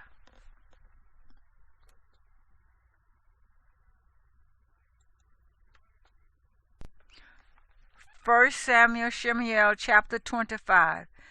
And Shemuel died, and all Israel gathered and mourned for him, and buried him at his home in Ramah. And David arose and went down into the wilderness of Paran. Now there was a man in Maon, and his work was in Carmel, and the man was very great. And he had 3,000 sheep and 1,000 goats. And he came to be shearing his sheep in Carmel. And the name of the man was Nobal, and the name of his wife Abigail. And she was a woman of good understanding and good looking. But the man was hard and evil in his doings, and he was of Caleb. And David heard in the wilderness that Nabal was shearing his sheep. And David sent 10 young men, and David said to the young men, Go up to Carmel, and you shall come to Nabal, and greet him in my name, and say this, Long life and peace to you, and peace to your house, and peace to all that you have. And now I have heard that you have shearers. Now your shepherds have been with us. We did not put them to shame, and not a speck of theirs was missing all the days they were in Carmel. Ask your young men, and let them inform you. So let my young men find favor in your eyes, for we come on a good day. Please give whatever comes to your hand to your servants and to your son David. And the young men of David came and spoke to Nabal according to all these words in the name of David, and waited. But Nabal answered the servants of David and said, Who is David? And who is the son of Ishai? The servants who are running away from their masters have become many nowadays. And shall I take my bread and my water and my meat that I have slaughtered for my shearers and give it to men coming from who knows where? And the young men of David turned around on their way and went back and came and reported to him all these words. And David said to his men, each one, gird on his sword. So they each girded on his sword. And David also girded on his sword. And about 400 men went with David, and 200 remained with the baggage. And one of the young men informed Abigail, the wife of Nabal, saying, See, David hath sent messengers from the wilderness to greet our master, but he scoffed at them. But the men were very good to us, and did not put us to shame, nor did we miss any item all the days we accompanied them when we were in the fields. They were a wall to us both by night and day, all the days we were with them tending the sheep. And now know and see what you should do, for evil has been resolved against our master and against all his household, and he is too much of a son of Belial to speak to. Then Abigail made haste and took 200 loaves and 2 skins of wine, and 5 sheep made ready, 5 measures of roasted grain, and 100 clusters of raisins, and 200 cakes of figs, and loaded them on donkeys. And she said to her servants, Pass over before me. See, I am coming after you. But she did not inform her husband Nabal. And it came to be as she rode on the donkey that she went down under cover of the hill, and there were David and his men coming down toward her, and she met them. And David had said, Only in vain have I protected all that this one has in the wilderness, so that not a speck was missing of all that belongs to him, and he has repaid me evil for good. Let Elohim do so, and more also to the enemies of David, if I leave one male of all who belong to him by morning light. And Abigail saw David, and she hastened to come down from the donkeys, and fell on her face before David, and bowed down to the ground, and fell at his feet, and said, On me, my master, let the crookedness be on me, and please let your female servant speak in your ears, and hear the words of your female servant. Please let not my master regard this man of Belial Nabal, for as his name is, so is he. Nabal is his name, and folly is with him. But I, your female servant, did not see the young men of my master whom you sent. And now my master, as Yahuwah lives, and as your being lives, since Yahuwah has withheld you from coming to bloodshed, and from avenging yourself with your own hand, now then, let your enemies be as Nabal, even those seeking evil against my master. And now this present which your female servant has brought to my master, let it be given to the young men who follow my master. Please forgive the transgression of your female servant, for Yahuwah is certainly making a steadfast house for my master, because my master fights the battles of Yahuwah, and evil is not found in you in all your days. And if a man rises to pursue you and seek your life, and the life of my master has been bound in the bundle of the living with Yahuwah, your Elohim, then the lives of your enemies he shall sling out as from the pocket of a sling. And it shall be when Yahuwah has done for my master according to all the good that he has spoken concerning you, and has appointed you ruler over Israel. Do not let this be a staggering and stumbling of heart to my master, that you have shed blood without cause, or that my master has saved himself. And when Yahuwah has done good to my master, then remember your female servant. And David said to Abigail, Blessed be Yahuwah Elohim of Israel, who sent you to meet me today. And blessed is your good taste, and blessed are you, because you have kept me this day from coming to bloodshed, and from avenging myself with my own hand. Nevertheless, as Yahuwah Elohim of Israel lives, who has kept me back from doing evil to you, if you had not hurried and come to meet me, not a male would have been left to Nabal by break of day for certain. And David received from her hand what she had brought him, and said to her, Go up in peace to your house. See, I have listened to your voice, and have accepted your face. And Abigail went to Nabal, and see, he was at a feast in his house, like the feast of a sovereign. And Nabal's heart was glad within him, and he was exceedingly drunk. So she told him not a word, little or much, until morning light. And it came to be in the morning, when the wine had gone from Nabal, and his wife had told him these matters, that his heart died within him, and he became like a stone. And it came to be in about 10 days that Jehuah smote Nabal, and he died. And David heard that Nabal was dead, and he said, Blessed be Jehuah, who has pleaded the cause of my reproach from the hand of Nabal, and has kept his servant from evil. For Jehuah has returned the evil of Nabal on his own head. And David sent and spoke to Abigail to take her as his wife. And when the servants of David had come to Abigail at Carmel, they spoke to her, saying, David sent us to you to ask you to become his wife. And she arose, bowed her face to the earth, and said, Here is your female servant, a servant to wash the feet of the servants of my master. And Abigail hurried and rose, and rode on a donkey with 5 of her female attendants. And she followed the messengers of David, and became his wife. David had also taken Abinoam of Yisrael, and so both of them were his wives. But Saul had given Michal, his daughter, David's wife, to Palti, son of Lash, who was from Galilee.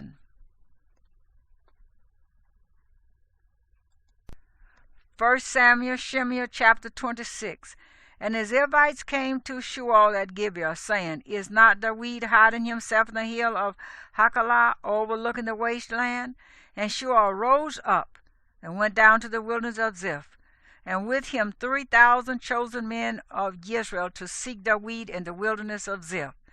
And Saul encamped in the hill of the Hachilah, overlooking the wasteland by the way, while David was dwelling in the wilderness. And he saw that Saul came after him into the wilderness. And David sent out spies, and learned that Saul had indeed come. And David rose up and came to the place where Saul had encamped.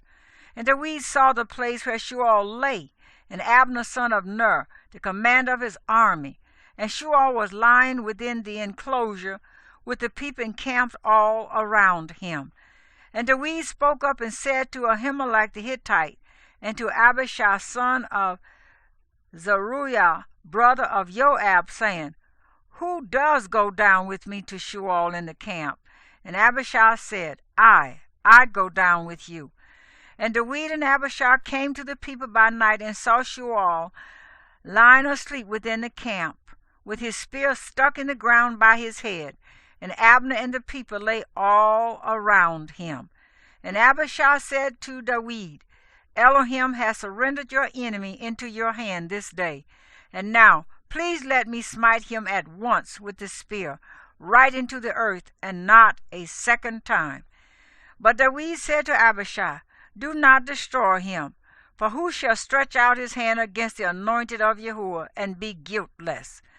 David also said, As Jehovah lives, except Jehovah does smite him, or his day come that he shall die, or he shall go out to battle and perish.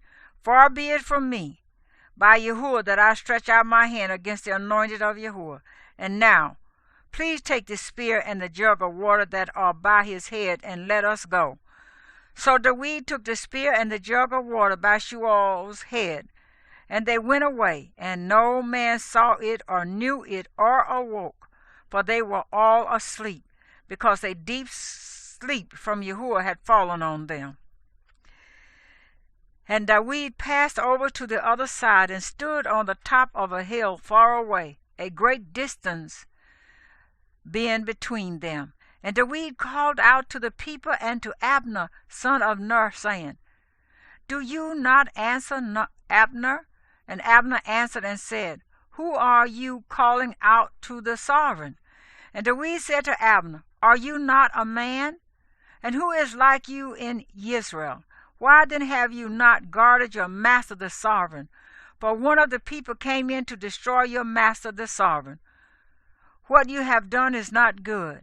As Yahuwah lives, you are worthy to die, because you have not guarded your master, the anointed of Yahuwah. And now see where the sovereign spear is, and the jug of water that was by his head. And Shemuel recognized David's voice and said, Is that your voice, my son David? And David said, It is my voice, my master, O sovereign. And he said, Why is this that my master is pursuing his servant? For what have I done?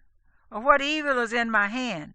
And now please let my master, the sovereign, hear the words of his servant. If Yahuwah has moved you against me, let him accept an offering. But if it is the children of men, then they are cursed before Yahuwah. For they have driven me out today, that I should not join myself to the inheritance of Yahuwah, saying, Go, serve other mighty ones. And now, do not let my blood fall to the earth before the face of Yahuwah.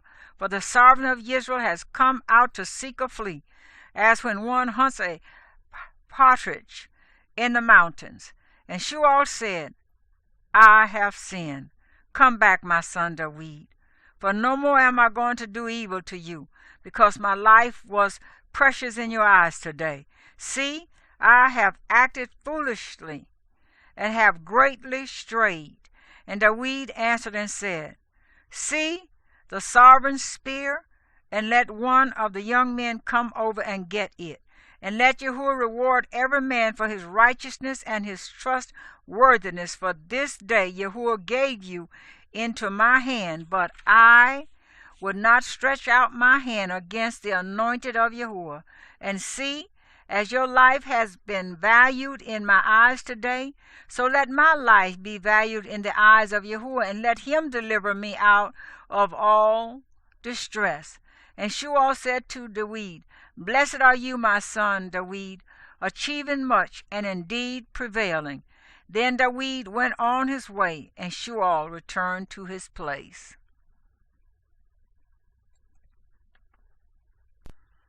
1 Samuel, Shemuel, chapter 27. And David said in his heart, Now I shall perish by the hand of Saul some day. There is naught better for me than to escape to the land of the Philistines. Then Saul shall give up searching for me any longer in any part of Israel, and I shall escape out of his hand. So David rose up and passed over with the 600 men who were with him to Achish, son of Maach, sovereign of Gath. And David dwelt with Achish at Gath, he and his men, each one with his household. David with his 2 wives, Abinoam, the Israelitess, and Abigail, the Carmelitess, Nabal's widow. And it was reported to Shemuel that David had fled to Gath, so he sought him no more. And David said to Achish, If I have now found favor in your eyes, let them give me a peace in some town in the country to dwell there. For why should your servant dwell in the royal city with you? And Achish gave him Ziklag that day. That is why Ziklag has belonged to the sovereigns of Yehudah to this day. And the time that David dwelt in the country of the Philistines came to be 1 year and 4 months. And David and his men went up and raided the Gezerites and the Gerzites and the Amalekites, for those nations were the inhabitants of the land from of old, as you go to Shur, even as far as the land of Mizraim. And when David had smitten the land, he left neither man nor woman alive, but took away sheep and cattle, and donkeys and camels and garments, and returned and came to Achish. And Achish would say, Where have you made a raid today? And David would say, Against the south of Yehudah, or against the south of the Yerahmeelites, or against the south of the Kenites. David did not keep alive man nor woman to bring news to God, saying, Lest any inform against us, saying, Thus David did. And this was his practice all the days that he dwelt in the country of the Philistines. And Achish trusted David, saying to himself, He has indeed made himself a stench to his people in Israel, and has become a servant forever.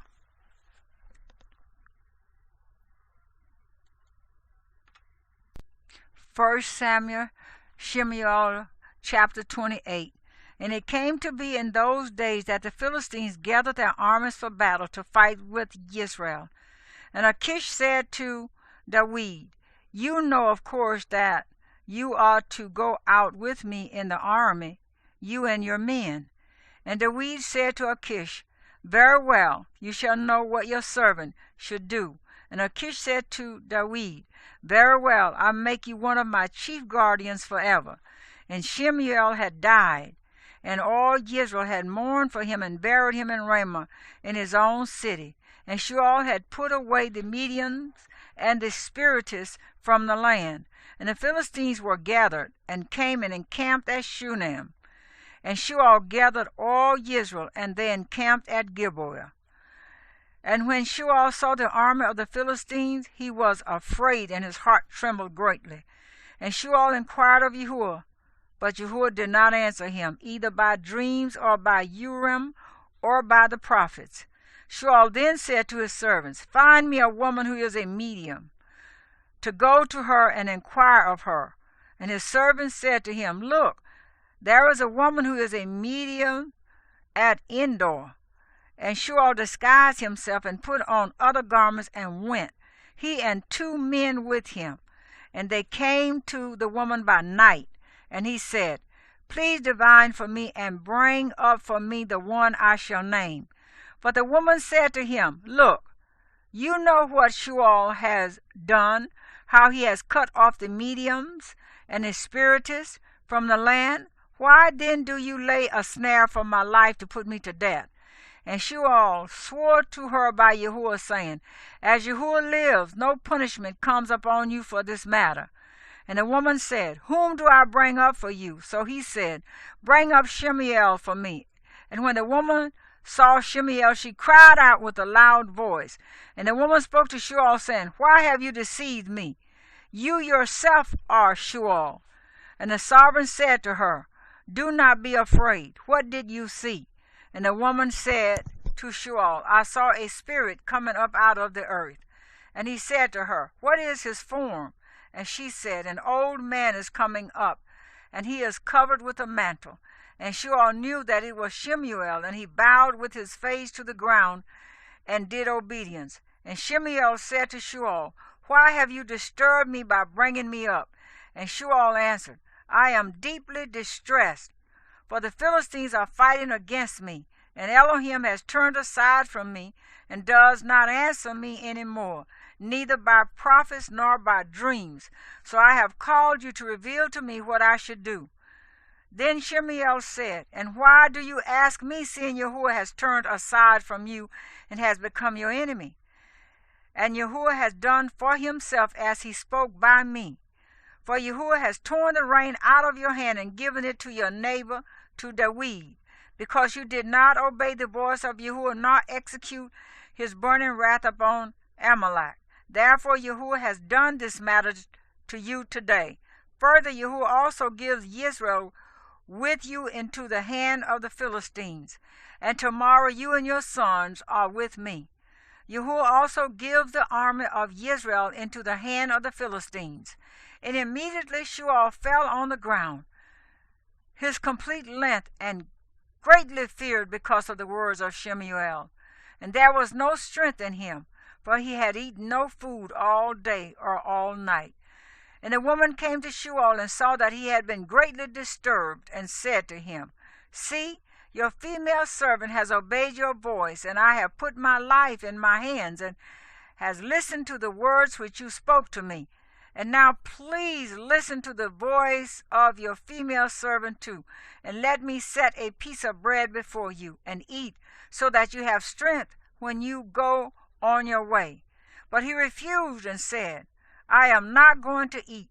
But his servants together with the woman urged him, and he listened to their voice. So he rose from the ground and sat on the bed. And the woman had a fatted calf in the house, and she quickly slaughtered it. And she took flour and kneaded it, and baked unleavened bread from it. And she brought it before Saul and his servants, and they ate and rose up and went away that night.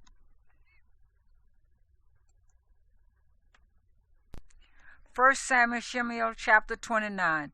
And the Philistines gathered all their armies at Aphek, while Israel encamped by a fountain which is in Yisrael. And the princes of the Philistines were passing on by hundreds and by thousands, and David and his men were passing on in the rear with Achish. And the princes of the Philistines said, Who are these Hebrews? And Achish said to the princes of the Philistines, Is this not David, the servant of Shemuel, sovereign of Israel, who has been with me these days or these years? And to this day I have found no evil in him since he came over. But the princes of the Philistines were wroth with him, and the princes of the Philistines said to him, Send the man back, let him return to the place which you have appointed for him, and do not let him go down with us to battle, lest in the battle he become our adversary. For with what could he appease his master, if not with the heads of these men? Is this not David, of whom they sang to each other and danced, and saying, Shemuel smote his thousands, and David his 10,000s? And Achish called David and said to him, As Yahuwah lives, you have been straight, and your going out and your coming in with me in the army is good in my eyes. For to this day I have not found evil in you since the day of your coming to me. But in the eyes of the princes you are not good. And now return and go in peace, and do no evil in the eyes of the princes of the Philistines. And David said to Achish, But what have I done? And to this day, what have you found in your servant as long as I have been with you, that I should not go and fight against the enemies of my master the sovereign?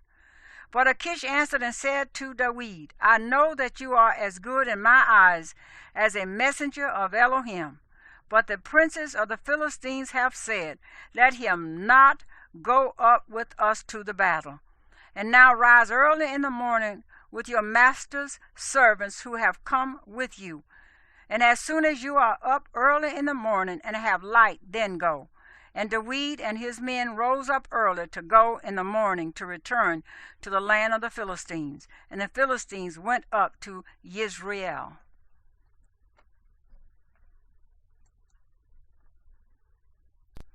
First Samuel, Shemuel, chapter 30. And it came to be when David and his men came to Ziklag on the third day that the Amalekites had invaded the south and Ziklag, and smote Ziklag, and burned it with fire. And they took captive the women and those who were there, from small to great. They did not kill anyone, but they led them away and went their way. And David and his men came to the city and saw it burn with fire, and their wives and their sons and their daughters had been taken captive. And David and the people who were with him lifted up their voices and wept until they had no more power to weep. And David's two wives, Ahinoam the Yisraelitess, and Abigail, the widow of Nabal the Carmelite, had been taken captive. And David was greatly distressed, for the people spoke of stoning him, because the being of all the people were grieved, each for his sons and his daughters. But David strengthened himself in Yahuwah his Elohim. And David said to Abiathar the priest, son of Ahimelech, Please bring the shoulder garment here to me. So Abiathar brought the shoulder garment to David. And David inquired of Yahuwah, saying, Do I pursue this band? Do I overtake them? And he answered him, Pursue, for you shall certainly overtake them, and certainly rescue. So David went, he and the 600 men who were with him, and came to the Wadi Bezor, where a halt was made by those who were left behind. While David pursued, he and 400 men, for 200 halted, who were too faint to pass over the Wadi Bezor. And they found a man in the field, a Mizrite, and took him to David. And they gave him bread, and he ate, and they let him drink water, and gave him a piece of a cake of figs, and 2 clusters of raisins. And when he had eaten, his strength came back to him, for he had not eaten bread nor drunk water for 3 days and 3 nights. And David said to him, To whom do you belong, and where are you from? And he said, I am a young man from Mizraim, servant of an Amalekite. And my master left me behind, for I had been sick 3 days. We attacked the south of the Kirites, and against that which belongs to Yehuda, and upon the south of Caleb, and we burned Ziklag with fire. And David said to him, Could you bring me down to this marauding band? And he said, Swear to me by Elohim that you neither kill me nor surrender me into the hands of my master. Then I bring you down to this marauding band.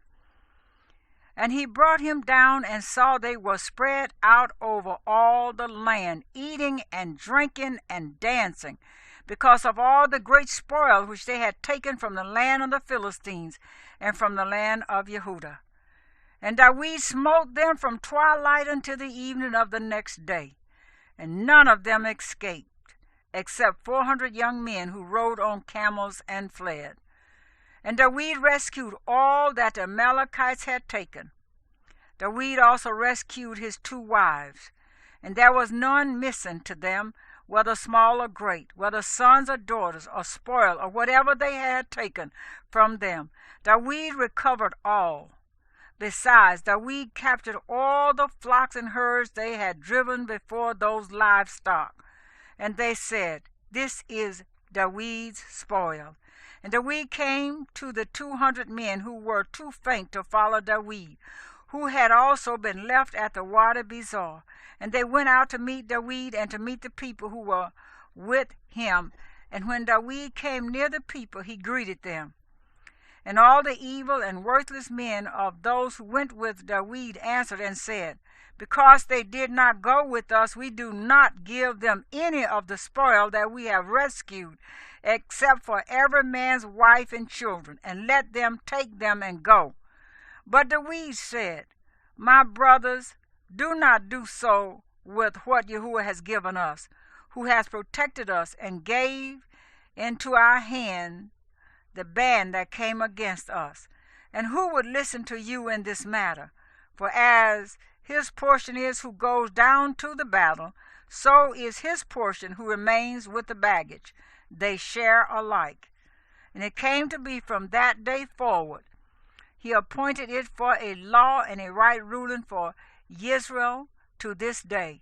And when David came to Ziklag, he sent some of the spoil to the elders of Yehuda, to his friends, saying, Here is a present for you from the spoil of the enemies of Yahuwah.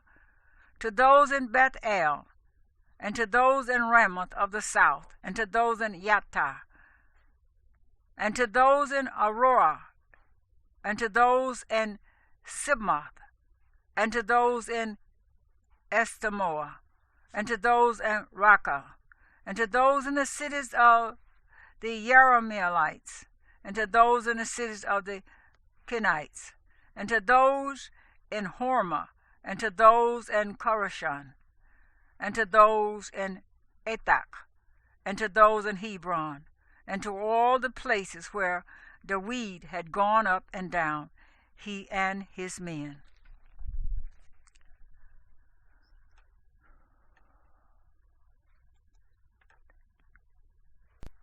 First Samuel, Shemuel, chapter 31. And the Philistines were fighting against Israel. And the men of Israel fled from before the Philistines and fell slain on Mount Gilboa. And the Philistines followed hard after Shemuel and his sons. And the Philistines smote Jonathan and Abinadab and Melchishua, sons of Shemuel. And the battle went hard against Shemuel, and the archers hit him so that he was severely wounded by the archers. And Shemuel said to his armor-bearer, Draw your sword and thrust me through with it, lest these uncircumcised men come and thrust me through and roll themselves on me. But his armor-bearer would not, for he was greatly afraid. So Shemuel took the sword and fell on it. And when his armor-bearer saw that Shemuel was dead, he also fell on his sword and died with him. Thus Shemuel died, and 3 of his sons, and his armor-bearer, also all his men together on that day. And they saw the men of Israel who were beyond the valley, and those who were beyond the Jordan, that the men of Israel had fled, and that Shemuel and his sons were dead. So they forsook the cities and fled, and the Philistines came and dwelt in them. And the next day it came to be, when the Philistines came to strip the slain, that they found Shemuel and his 3 sons fallen on Mount Gilboa. And they cut off his head and stripped off his armor, and sent word throughout the land of the Philistines to announce it in the house of their idols and to the people. And they placed his armor in the house of the Ashtoreth, and they fastened his body to the wall of Beth-shan. And the inhabitants of Jabesh Gilead heard what the Philistines had done to Shemuel. And all the brave men arose and went all night and took the body of Shemuel and the bodies of his sons from the wall of Beth-shan. And they came to Jabesh and burned them there. And they took their bones and buried them under the tamarisk tree of Jabesh, and fasted for 7 days.